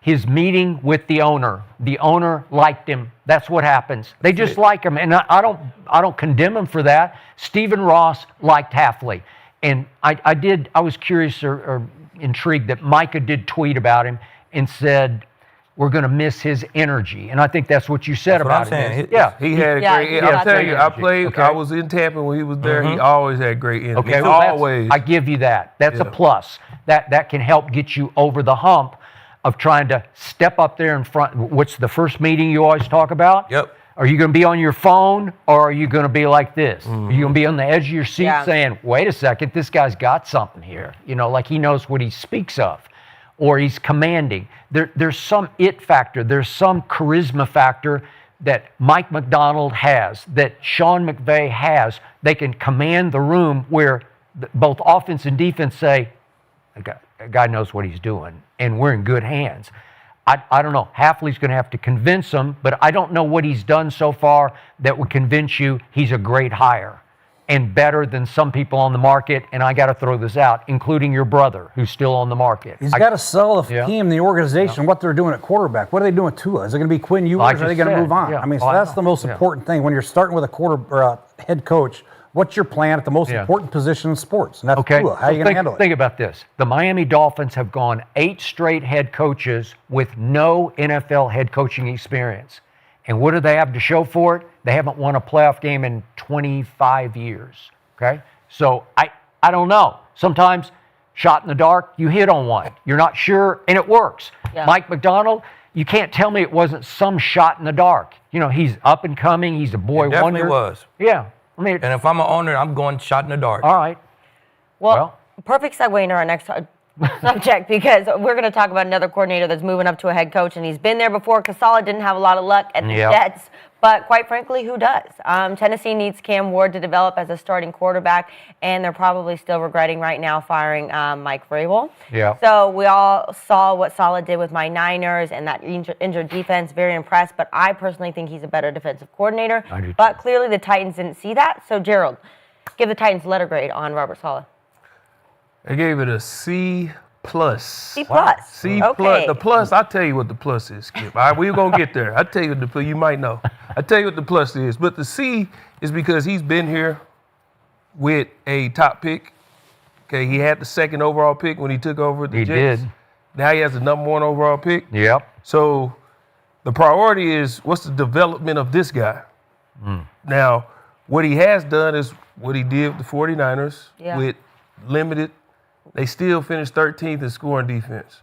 His 3.5 years at the Jets, he still had a top 5 defense. And the Titans defense is terrible.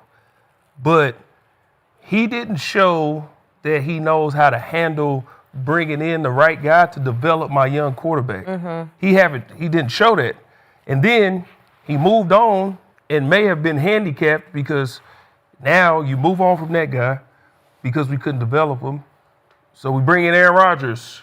And some head coaches can't transcend certain players. So Diddy got handicapped there because Aaron Rodgers said, no, bring in Nathaniel Hackett. That's my guy.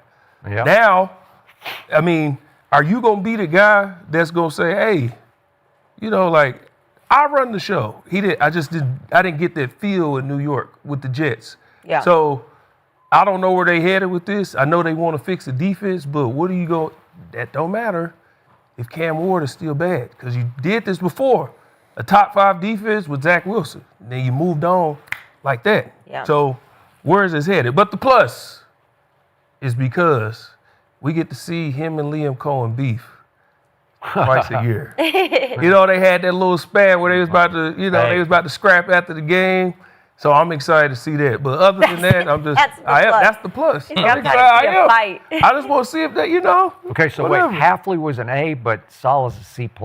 Because right? what we seen Salah in Yeah, this same he had a situation. chance, yeah. We literally just see him in this same situation. We're not gonna sit here and act like Tennessee has just been like, oh, this is a great organization versus the Jets. Like it's like, you know what I'm saying? We just seen this same guy in this same situation, and it was like, man. But Hafley, we haven't seen it yet. Yeah. So I don't know. I don't know if that's probably not where I would have went. What do you boys got over here? Jay? You know what? This guy brings a lot of energy. You love all the He's a coaches player's that you coach. speak to He's a them. player's coach, and every player who's played for him likes him. He's got that going for him. Obviously, as a head coach, he's got the job now. He's got to address, once again, how are we going to develop Cam Ward? Yeah. Yep. That's it. Yep. I mean, what's his plan? I mean, that's all that pro football is about. You can Yep. have a great defense, run around, high five, hey, let's go, and run down and high step when the guys score a touchdown, but you got to have a plan in place to develop your quarterback. And what is that going to be? Who's in charge of personnel? How are we going to get people better around him? Am I making the picks? Who's the GM? Is he making the picks? So all that has to be settled. But for God's sakes, please pick a coordinator that has only one thing in his mind, and that is to develop Cam Ward and get him better, because he is a young, talented player, and he needs some help. What grade is that? That is a C+, which I would love to get every day in high school and college. I was going for C+ now, damn it. That's a good grade. I give him a C also, man. I'm just tired of seeing the musical chairs. They act like it's 35 guys in the world who can be a head coach. We just say, he get fired, well, get him, try him again. Let's try him again. Like it's more than fucking 35 guys who can lead men. Simple as that, you know what I'm saying? Try somebody else who hasn't failed at this shit already. So I'm giving him a C just because he is a good defensive mind. He had a bunch of injuries in San Fran, and he ended up middle of the pack. Okay, whoop-de-doo. There you go. 13th scoring defense with all the injuries you got. Let's give him a head coaching job. Even though last time he had the job, he was 20-36 and ain't sniff a playoff game. True. Like, what the fuck am I don't get it. Actually, I might change to a D. Now that I'm sitting here really thinking about it, it might be D. You might have almost failed. You know what I'm saying? So Almost failed. The D is you failed. The issue is it's not that. Nah, D is passing. Aqib, you got to D is understand. not passing, man. passing. Y'all- I don't know. telling you. Did you go to school? D is passing, man. You get a D in school You have to and you retake. get credit. You do have to retake the class with a D, Lee. I like your energy saying, let's go hire young guys. But there's I didn't play professional football, but I did do good in school. I think you could get a credit with a D. A 69.9? He was an athlete, big dog. Man, look, I didn't get no D. I didn't get no D's. Those athletes, they like I thought F stand for failed. Yeah. And D stand for Don't goddamn. pass. D stand for you damn near failed. That's This what D is why stand they for. say C's get degrees, because C is the bare minimum you could do to get a degree. All right, C's well, do well not I'll give get him a degrees. C. I'll give him a C. They ain't failed. I'll give him a C.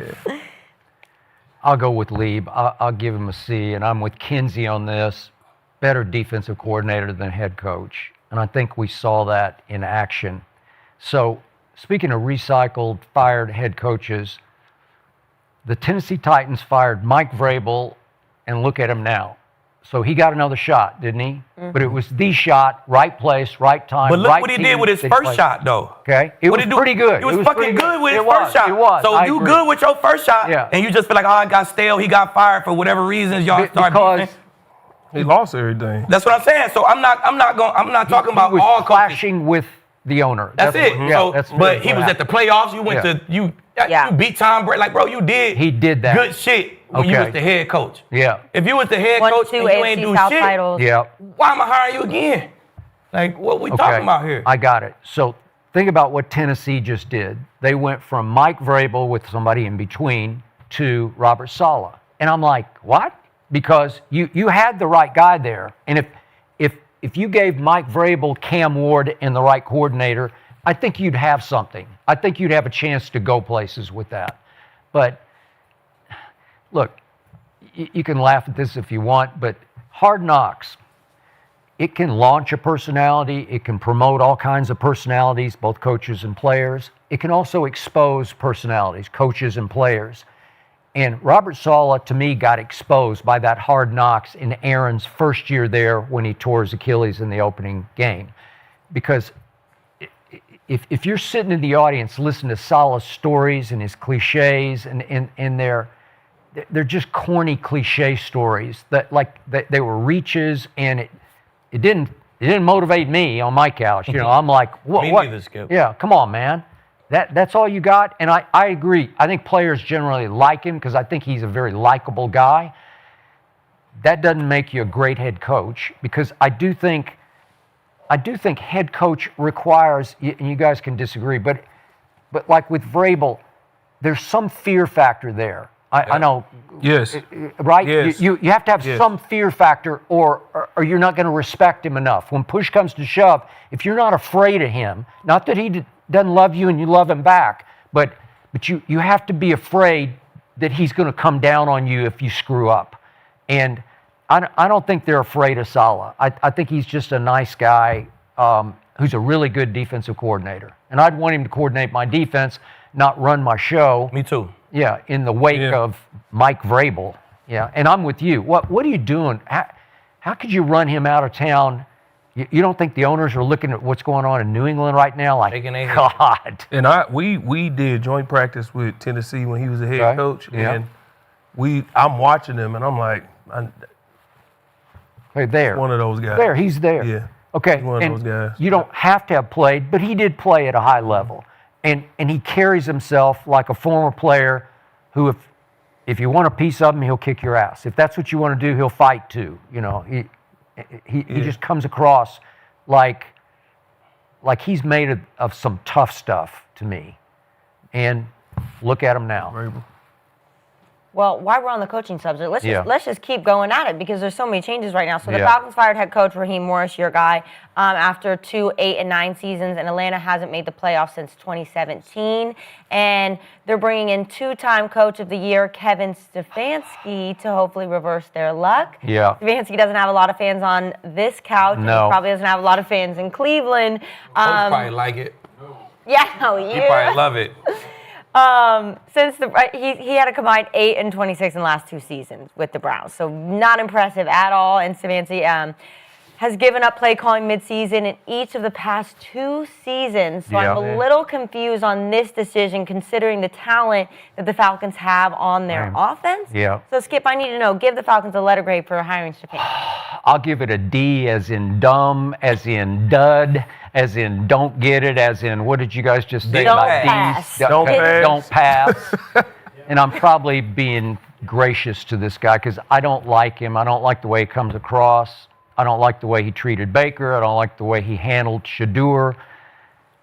I think he's smug. I think he's arrogant. I think he thinks he's always the smartest guy in the building and in the locker room, and he wants the credit more than the quarterback should get the credit.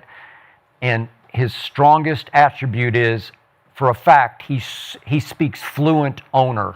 He's very good talking to owners. He was great with Ziggy Wilf when he was the assistant head coach in Minnesota, and very good with Jimmy Haslam, talking ball with them, making them feel like an insider, that they're inside all the biggest decisions made by the organization. And in the end, he's not the right fit or the right flavor for this town and this team. That's the problem. And I think he'll work great with, if they want to break Kirk Cousins back, he's still under contract to him. He'll click with Kirk, but that's all.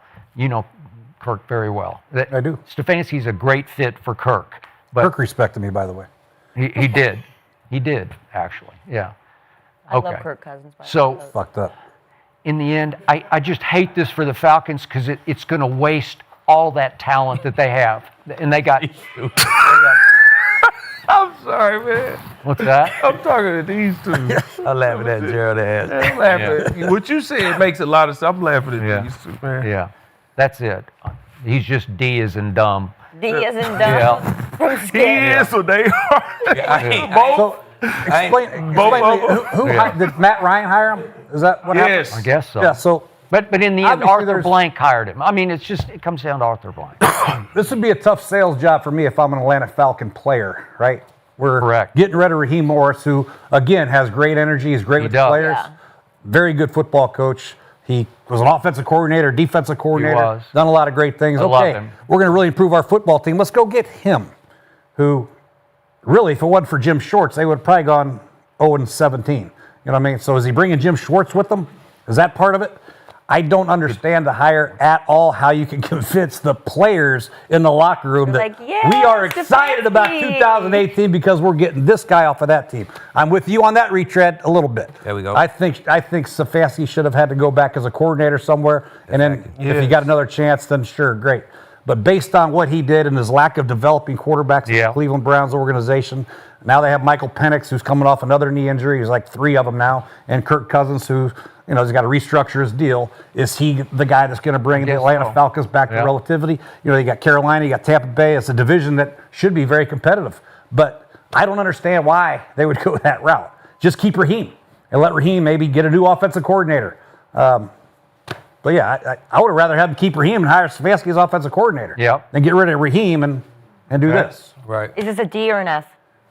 I hate to give it a D, but it's got to be a D just based on you're getting rid of a guy with a better record than the guy you're hiring. Raheem had a better record in Atlanta than Stefanski did at Cleveland last 2 years. That's how my notes So start here. how can you say that we're getting better? No, yeah. And your locker room is not going to be excited. Yeah, like, no. yeah, Kevin Stefanski from the Cleveland Browns. Right. I gave it an F just because what Coach just said. Like, Ra had a better record than this guy. And we swapping them? Like, I don't get it. You had a losing record your entire time in Cleveland. That's trash. You got 1 playoff win in your 2 playoff appearances. That's not good. You ain't been to the playoffs in the last 2 years. You ain't developed the young quarterbacks you had. Like, I thought he would be the last head coach who got fired, who immediately become a next head, just from all the controversy you faced all year. Like, all year was, he's not rocking with this coach, his player. Like, it was the media versus you. Yeah. Like, why is we bringing this guy in to save our franchise? And didn't Atlanta have the same record as Tampa and Carolina? They lost in a tiebreaker? Yes. Yep. And So you can argue Raheem finished first, right? You really could say he tied for first. He tied for first. Yeah. You know what I'm saying? He tied for first. So I give it a F. They failed. Falcons failed. The season won't be no good, especially if I fuck with Kurt, but it's time to move on from Kurt. You know what I'm saying? He broke up, he hurt, he older. It's time to move on from Kurt. Now, Stefanski going to have to develop a quarterback, a young guy, or Penix or something, and you just ain't proving you can do that. Yeah. You know what I'm saying? So, hey, it waste of talent, man. Waste of talent. It's a waste of talent. The city gonna be pissed off. Yeah. A W. It's my grade. A W? W. Why? Oh, usually W stands for win. Yeah. W stands for win. You should have in gave him a my- Y. A Y for why. What did y'all see? Where do y'all see this going? Like, where are you going with this? This is let's say you brought him in for Kirk Cousins. How long is that gonna last? Exactly. Like, how long is Kirk gonna be here? Like, this is a new age of how teams are calling. You need a young, creative mind that can put these pieces together, okay? You have Drake London, okay? You got Kyle Pitts, who just made the Pro Bowl. Everybody been waiting on him to break out. he had the best year of his career. This ain't the guy to make that keep going or to change it. Okay. And Nick Bijan. Chubb, Bijan, yeah, Nick Bijan. Chubb is not Bijan Robinson. Yeah. Nick Chubb is hand the ball off, he downhill. Bijan is a weapon. Those are two different players. Like you seen what Kyle Shanahan did with Christian McCaffrey. You need somebody that can do stuff like that. But then the energy of Atlanta, y'all all spoke on it. Like, if you ever been in that stadium, been around these fans, been around this young group of players, I don't get it. I don't know. You had one top 10 scoring offense in your entire time of being in Cleveland. One. And that's what you do. And that's what you. And you're an offensive guy. And that's what. And for me, I don't want no coach coming in that gave up the reins to anything. I'm just 2 years in a row. No, I'm gonna just let him do it. You take it over, bro. Nah, man, I'm good. I'm dodging that bullet. I'm good on that. No. So the boys have been fighting all day long, and they finally agreed on something. Yeah. That this was a bad choice for that was Atlanta. crazy. But we'll see how that plays That's out. Let's crazy. take a little break from the coaching talk and talk a little bit about the playoffs, because Bronco fans were devastated on Saturday to learn Bo Nix will need surgery on his ankle, but that doesn't mean Bronco Country is giving up. So Stidham has now only started in 4 games in his entire career. None of them even close to the magnitude of this game that's going to be this weekend.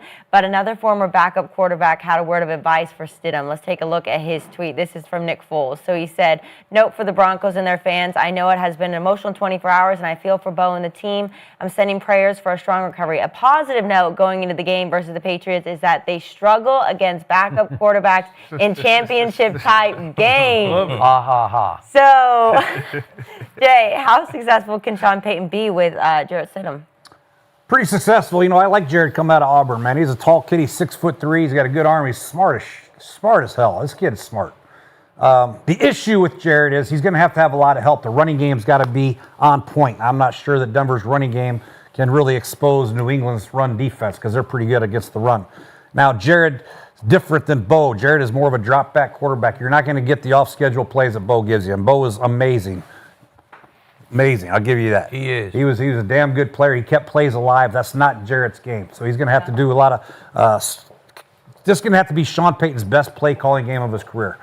He's going to have to get the screens involved, Harvey on the screens, the release screens for the backs and the receivers. Jarrett is a good drop back quarterback, but the pressure that New England brings is going to be tough for him because he doesn't move. So I think that Denver should be the underdog in this game. But I do think Jared, if given the right play and not stuck in a lot of third longs, 3rd and 10, 3rd and 8, I think he has a chance to have success. But I do think it's New England's time to advance to the Super Bowl again. I think it's going to be tough for Jared not getting the reps, and his limited mobility will be the difference. Aqib? I think we had great success just because he a good player. He know the system. This is his 3rd year in the system. He had good protection. We can pick up blitzes. We don't give up sacks. You know what I'm saying? I know Bo got something to do with that, but our O-line got a lot to do with that as well. You know what I'm saying?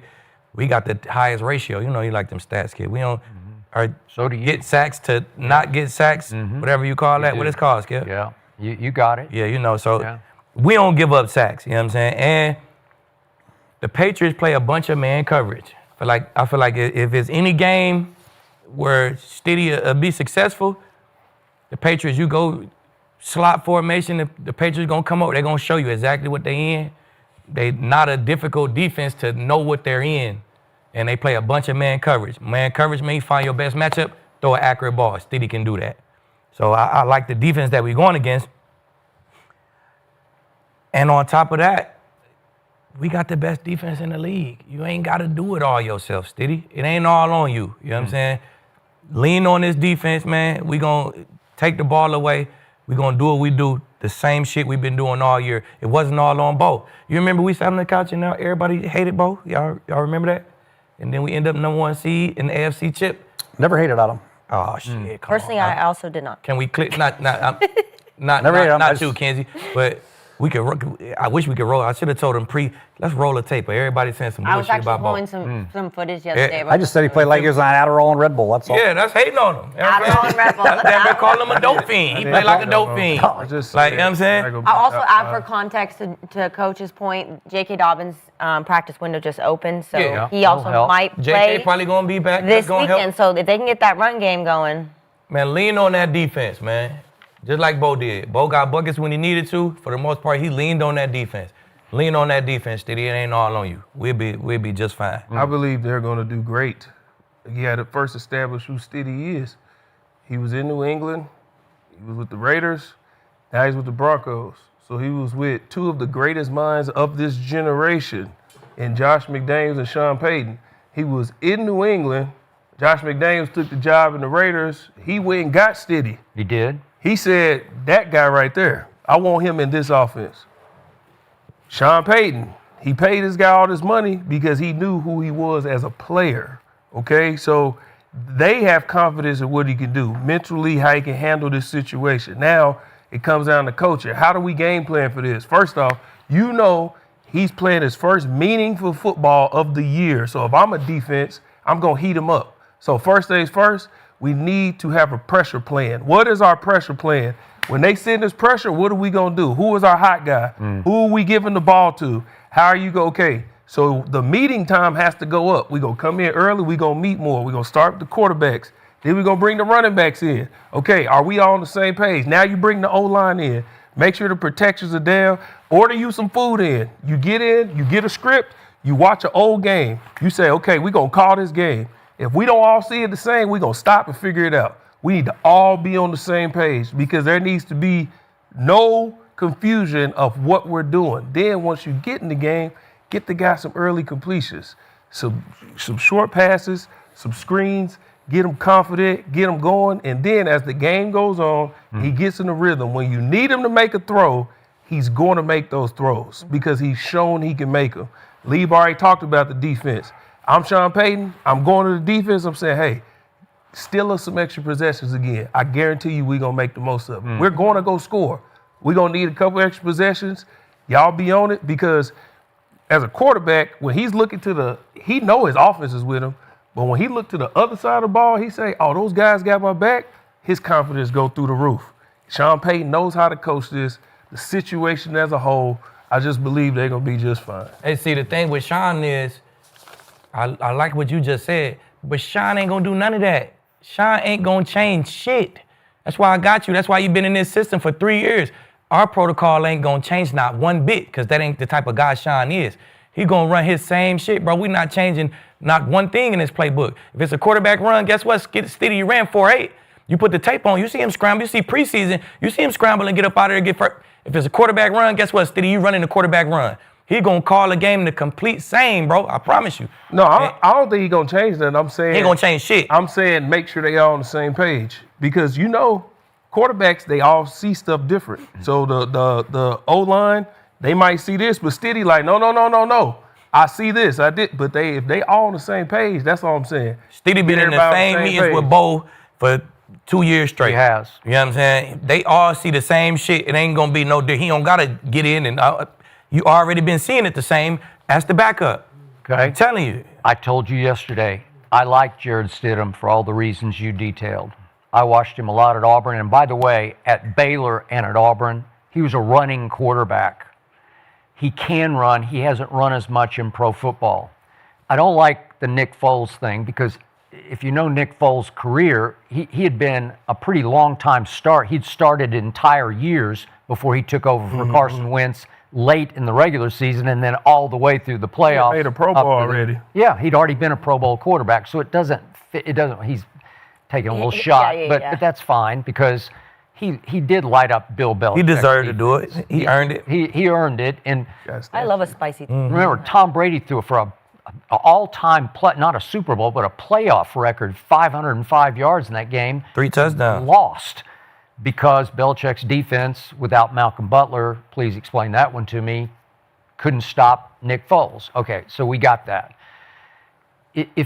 Look, you do have Sean Payton on your side, and if anybody can make Jarrett Stidham comfortable in this game, he will he will make him comfortable. He'll make him believe that he has the proper information and the proper game plan to make him the best he can be in this game.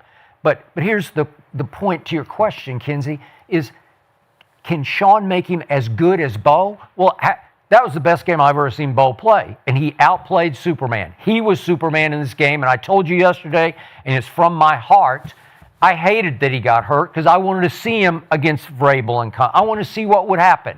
Let's see if he could take it up another level and then maybe even another Super Bowl level, and then you would have bragging rights through the whole offseason. And now I don't know. Well, you don't yet, because I'm going to throw this back at you because I'm looking at these numbers. You keep telling me you got the best defense in pro football. Superman, the other Superman, Josh Allen, he shredded you on Saturday. He just made 6 big mistakes that I detailed yesterday. Yeah, he made them? Yeah, he made them. He made them? Yes. He had 2 huge underthrows that both were picked. Both of them got picked. They were ridiculous underthrows given his ability. And then he misses the tight end down at the 5-yard line at the end of regulation, and he missed Shakir on that little tunnel screen that would have gone for a touchdown. He threw it in the dirt. He made 6 and he fumbled twice. We took that bitch away 5 times, Skip. All right. The yards don't matter when you take the ball away 5 times. Y'all can have how many yards you want. Here's what matters to me. 449 yards. That shit don't matter when you take the ball away 5 times. It matters to me. 10 of 15 on third down matters to me. That's not the best defense in pro football. The best defense played at New England and took New England out of the game. New England went 3 for 14 on third down and still managed to win the game. Josh Allen went 10 of 15. They ran the ball for 183 yards down your throat, and they still lost because Superman was Blooper Man in that game. Right. It was all him. It was all Josh Allen. I'm just telling you, he was that's on the what field happened. by his goddamn That's what self. happened. A defense ain't had nothing to do with it. Your defense. Hey, you just look at it through. You look Josh Allen had you look the ball. at it through hating lenses. That's how you look at it. You look at it through hating lenses. I'm through objective lenses. You're through orange lenses. I'm looking at it, the facts. Yeah. If we took the ball away from you 5 times, I don't give a fuck how many yards you had. Yeah. You're probably going to lose. Okay. Especially on a game-winning drive, we take the ball away again. Okay. Time of possession is 41 to 29. None of that shit matters. Yeah, it does. All that, them for the bird stats, man. Okay. The main stats that win you games is takeaways. Don't give me best defense, though. The problem is you're going to have some drop from Bo to Stiddy. You're just going to have some drop. You can't tell me Stiddy's going to play the same game that Bo did against Buffalo. Maybe he don't have to. We ain't playing against Superman. Maybe he don't have to drop 33 points. Well, we don't never know. We got to see how the game go. Maybe we come out and they hear this clip right here, and they come out and give the Patriots 150 yards, and Stiddy don't got to do shit. You know what I'm saying? Yeah, maybe he don't got to do shit. You feel me? You better it just matter how the game goes, Skip. Okay. We don't know what the fuck gonna happen on Sunday. Okay, you had 70 yards rushing, and maybe Dobbins will correct that. Maybe we'll come out and have 180 rushing. Maybe, he don't got to do shit. You better. Like Sam Darnold did. Yeah, maybe he could come out and throw for 120 and score 50. Yeah. Maybe we can do that. We don't know how this game gonna go. All I know is we was ranked number 2 total defense. We got in the playoffs and got 5 takeaways. Okay, I got That's the best D in the league. But here's the question of the moment. Do you like your offense as much with Jared Stidham as you did with Bo? Of course not. Of course not. We talking about Bo Nix to the here. question. Okay. Of course not. Yeah. Bingo. Touche. The boys are fighting today. The energy's high. I kind of love it. But you know who's agreeing with you right now is Las Vegas. Because Las Vegas, the Patriots are up to 5.5 point favorites over the Broncos. They should be. Even with the game in Denver. So Jay, do the Patriots deserve to be 5.5 point favorites over the Broncos? Anytime you change your quarterback position, I don't care who the backup is, it's going to be an effect on Vegas, and it should be a favorite. If Drake May was hurt and they played with their backup, Denver would be 11-point favorites. That's just the way it is. So, yes, 100%. It's at Denver. It's going to be a great environment, but the corner tandem of Davis and Gonzalez is pretty damn good. New England's playing very spirited defense right now. They got 5 turnovers in the first half against C.J. Stroud and the Texans. So they're playing very good as well. They're very opportunistic. They can rush the passer. They can play against the run. They stuffed Woody Marks and Nick Chubb last week. I mean, they didn't do anything.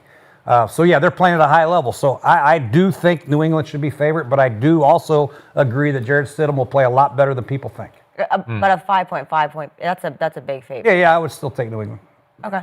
I agree. You would? You'd take them and give 5.5? Yeah. Woo! Yeah, I agree. They should be a 7-point favorite. You're if just you ask me. saying that. I ain't saying nothing. They should Love be. to do that. But we know. They defense, like coach just hit it on the head. They fucking playing awesome. You know what I'm saying? They got 5 takeaways against C.J. Stroud and the Texans. They fucking playing awesome. They offense just looked at that defense. That's the best D in the league, right? They drove down, got 3 touchdowns on them boys. They got their starting quarterback.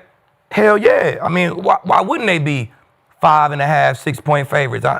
You're giving another pregame speech to the Broncos. I'm just saying, bro, they posed to, it's no way in hell that if we was going to New England and Drake May wasn't playing, that we wouldn't be the favorite. We'd be the favorite. That's how I go. Y'all don't got y'all starter, they the favorite. I mean, even though the Patriots ain't never won in Denver, they 0-4 in the playoffs. So got nothing to do with shit. Now we get to the I'm just saying, they ain't never won there, but this time, they should definitely be the favorites because our quarterback is hurt, and that's all we got is Bo. So yeah, they should be the favorite for sure. I'm gonna be honest. I don't know nothing about the points or the spread or the betting. If you are gonna bet, use underdog. But whoop whoop. Whoop whoop. I understand them being the favorite because the quarterback's out. You're going into a situation where the team only lost 1 game at home, but you undefeated on the road. So I understand it. I just don't agree with it. I don't believe that New England is the favorite. That's just me. I understand why they are the betting favorite, but me personally, knowing Sean Payton, seeing backups, what he can do with them, understanding football teams and how important defense is, going into somebody else's house in this situation, I don't believe they should be the favorite, but I understand why they are. Yeah, makes sense. I mean, I get it. But we. Skip. Tell them why they should be the favorite, Skip. No, I'm not. Because Aqib knows. What did you tell me earlier in the show? Aqib wins, right? Aqib has beaten me numerous times on dinner bets this year because you're far smarter at football than I am. Skip, you did beat Gerald, though. Feel good. I did beat Gerald. And I actually won 1 game out of 4 from you. Yeah, Wow. but, I mean, respectfully, Super Bowl leave, that's a community guy. So, I mean, you know, he wins. I did. Skip with his reverse psychology shit. Here we go. Now he's going to try to pick the Broncos so he can at least get some type of dub. Yeah. Jimmy Johnson worked pretty well, I got to say. I don't know. But here's the point. You just said a few minutes ago in answer to Kinsey's question that you thought Jared Stidham will be, and I'm going to use your word, great. You said he's going to be great. If that's true, and you're right about having the best defense, then you should be favored in this game. You just should be. It's at Mile High, where you are virtually unbeatable in playoff games. That's what you say. And with all those factors together and Sean Payton plus Stiddy, then why wouldn't you be favored? It shouldn't be 5.5. Because our starting quarterback is hurt. Stiddy ain't played in 2 years. You said you can be great with Stiddy, yeah, right? I'm just talking, Skip. I don't know. I'm just saying I think we would be good. But if I was making the spread for the game, I would have to make the Patriots because you the just favorite want by the 5.5. underdog mentality that you can push all week for your Broncos. I mean, right? I don't got nothing. I gotta pick one. Yeah. If y'all playing this damn good, turnovers their defense had?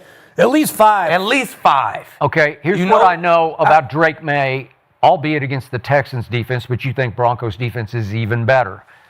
He put it on the ground 4 times and was very lucky to recover 2 of them. Very lucky. And he lost 2, and it was like beyond lucky to get 2 others back. And he threw a pick in that game. So he was threatening to have 5 turnovers by himself in that game, which would have been even more than the other quarterback had. So let's not ignore the fact that the home team, New England at home, went 3 of 14 on 3rd down. Yeah. And they got away with it in large part because C.J. Stroud, I don't know, he got kidnapped. Somebody took him. That wasn't that wasn't really C.J. I don't know who that guy was. And I don't think that was a reflection on their defense. Yeah. I think that was a reflection on C.J. Stroud. Okay, I could have picked him off. He put him in a hole. Wow. Okay. Well, seriously. He was shaky. You can't deny that. Vrabel ain't had nothing to do with that shit. Okay, but CJ dug a hole they couldn't quite climb back out of. That's what happened. It's as simple as that. They got all the way back to 21 to, 16 going to the fourth quarter, and that's as close as they the first half, he threw 4 picks. How many points did the Patriots have off them 4 picks? Yeah. They had 7. Yep. That's 7 points. They ran back. The other 3 picks, they punted. Okay. They ain't do shit with them. Okay, but they lost their number 1 receiver and their security blanket tight end. And it was hard, and they were down 2 starters in the offensive line. So they were handicapped in the least. And yet they're 5.5-point favorites just because of Stiddy. That's the only, right? That's how I go. I mean, how can you not be? I think a lot of times teams will respond being 5.5-point underdog, like you mentioned. Sean Payton's going to use this as will he? 100%, man. It's going to be the defense will step up. They'll play their ass off. The offensive line is going to step out and come out, buckle their chin strap, and they're going to get after New England's ass. I promise you that. Early in the game, I think New England's got to weather that storm of tenacity and home field advantage, and nobody's giving us a chance. And they got to make sure they weather that early storm because it could be a big one. Denver's got some damn good players other than Bo Nix. A lot of guys played Cortland Sutton. They have good receivers, tight end. I mean, they're pretty damn good. But if they can weather the storm, New England, I still think they'll overcome it and get a victory. So, Aqib, you said C.J. Stroud, you're defending him yesterday, and you said he's in his 3rd year. He's a baby quarterback, right? Young bull, yes, sir. Okay, Drake May is a real baby. He's like an infant baby quarterback, Yeah, he's young bull too, yeah. Okay. So that's what's happening here, right? Mm-hmm. It is. I mean, Jared Stidham is way more experienced than Drake May is. Well, Drake May already got more game. Your age, and for a quarterback, your age is your games played. That's your age. I don't really care what year you was born in. Yeah. How many games you got in game? That's your age as a quarterback. Okay, but on Drake May really is older. Remember, when Belichick drafted Jared Stidham, the New England media hailed him as the successor to Tom Brady. He was positioned to be. Bill saw something in him. He did. Okay, that is correct. So he knows a pretty high degree of pressure. He had to go through a whole offseason buildup of, I'm the next Brady. Okay, right? But he hasn't touched. He hasn't been on the field in 2 years. No, but he's known pressure. He went to Las Vegas because Josh McDaniels said, I want you with the Raiders. And so he's known the pressure. The pressure won't bother him a bit. He's done this before. Not at this magnitude. NFL QB, man. NFL QBs can handle pressure. I mean, it's 64 of them. You know what I'm saying? It's 64 NFL QBs.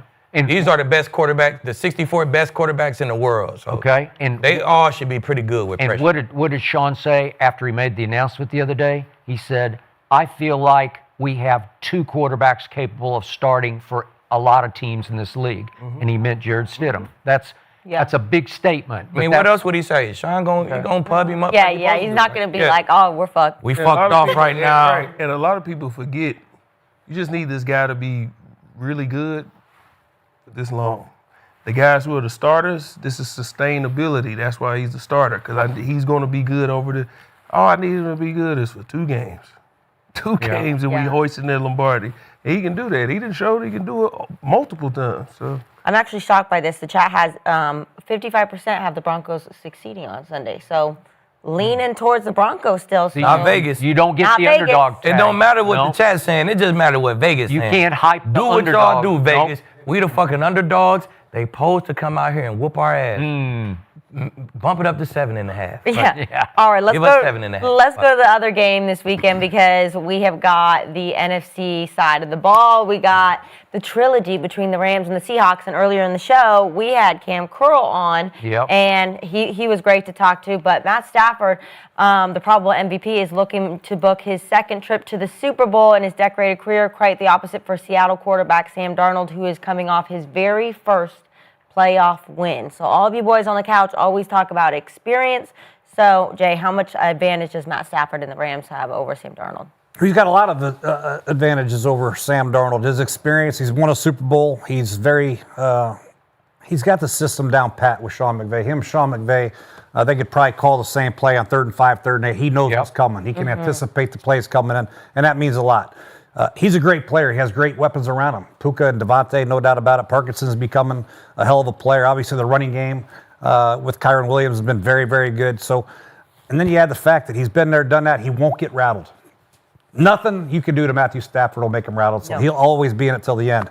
Now, Sam Darnold is starting to gain a lot of confidence. Now, it's hard to get confidence, but once you have it, it's hard to lose, and that's where Sam Darnold's coming up. They came back and beat LA Week 18 to get home field advantage.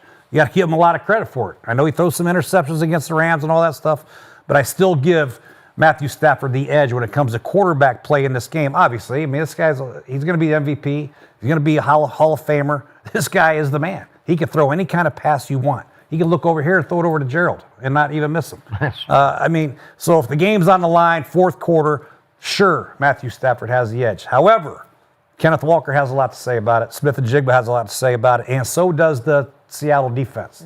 This unit is playing very, very good, and if Matthew can protect the ball and get Kyron going, then the play actions will open up for Puka and Devontae, and that's where Sean really, really excels. First, second down play action passes, shots, crossing routes, get it outside, the quick little bootlegs, control the clock, move the chains, and the Rams will be tough to beat. So who are you picking on the game? I'm taking the Rams. Okay. Lee? I think Stafford give him the experience, like Coach said, man. He 7-5 in playoff games. He 1-0 in this championship game. That's huge to me.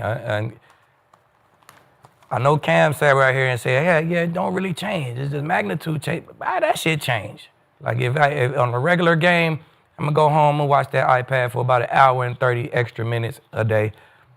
By the time I'm in the AFC chip, I ain't doing shit but watching this iPad. I'm trying to get every little thing I can get all the way up into the game. You know what I'm saying? I done probably doubled that shit. So instead of 1 hour and 30, I'm probably at like 3.5 hours.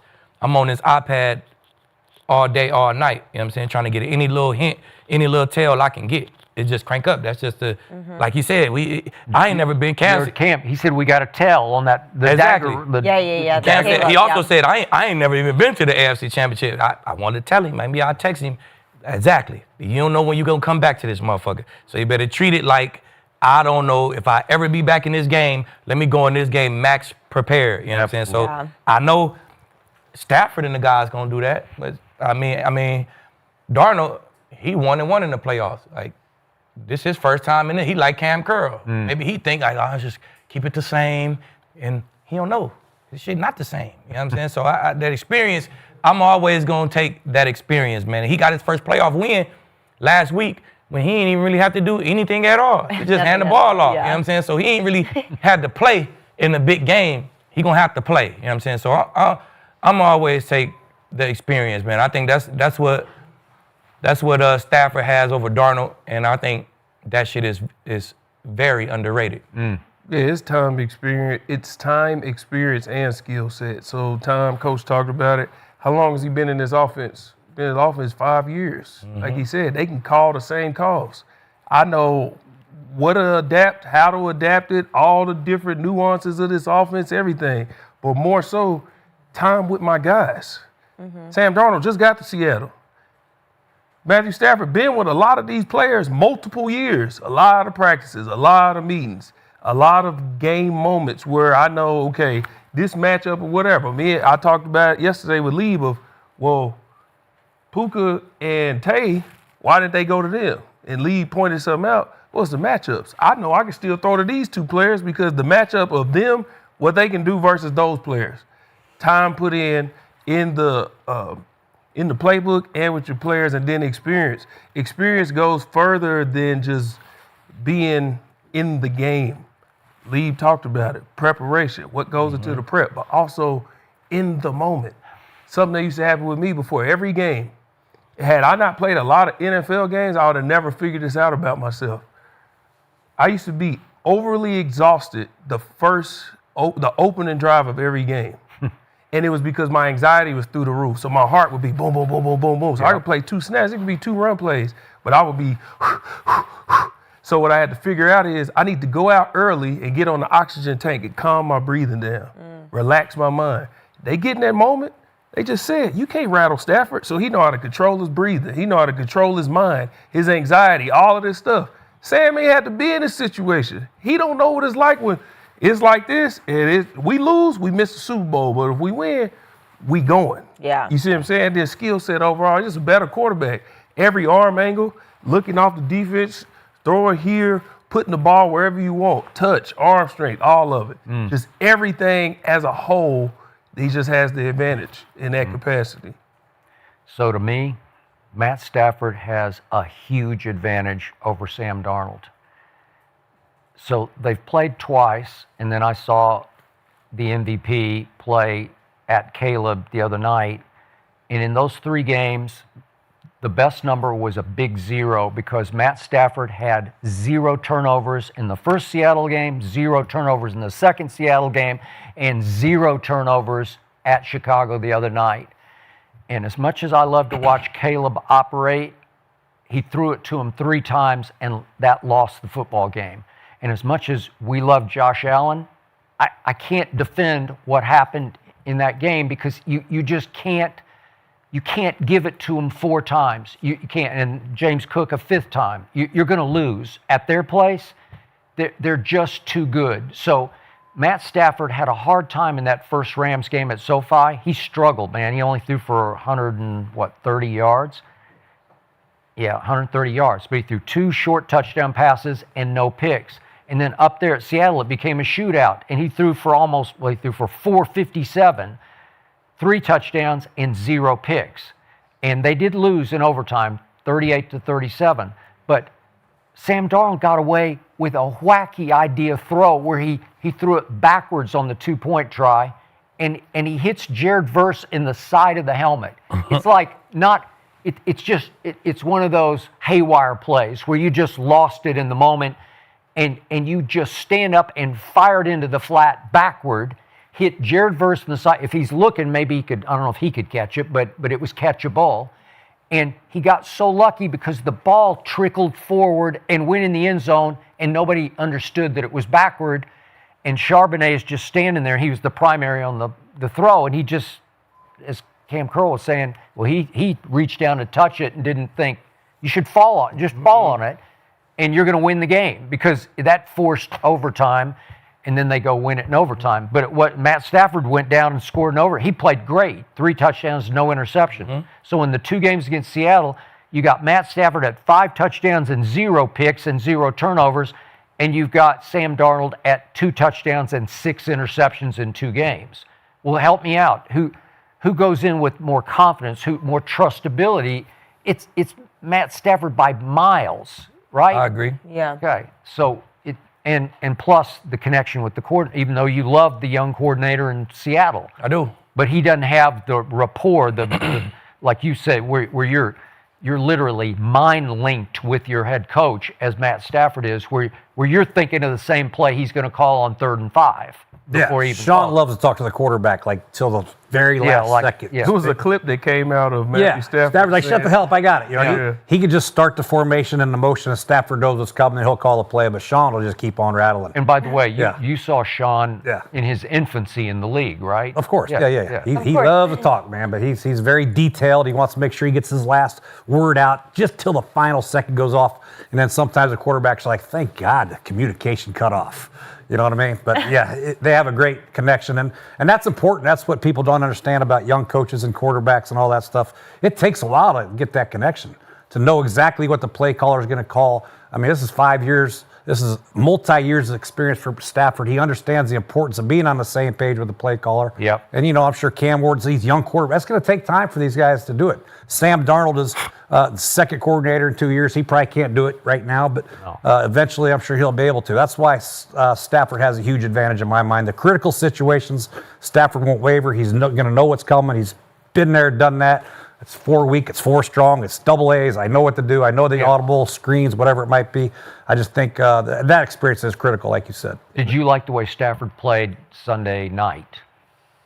I like the way Stafford plays all the time. Okay, because he didn't put up numbers. He just didn't do anything wrong. Yeah, I think that's important to stay there. Great game. You look at some of these playoff teams and the turnovers. It's just turnovers just kick your ass. Oh, it was. So you get in them playoff games, weekend. and you a sack coming, you just like C.J. Stroud, just like, I got it. And you mentioned it. If Jared Stidham comes out and plays a no turnover game, I agree. I promise you this: it'll come down to a field goal. It will. Will Lutz or somebody like that. It'll be a hell of a game.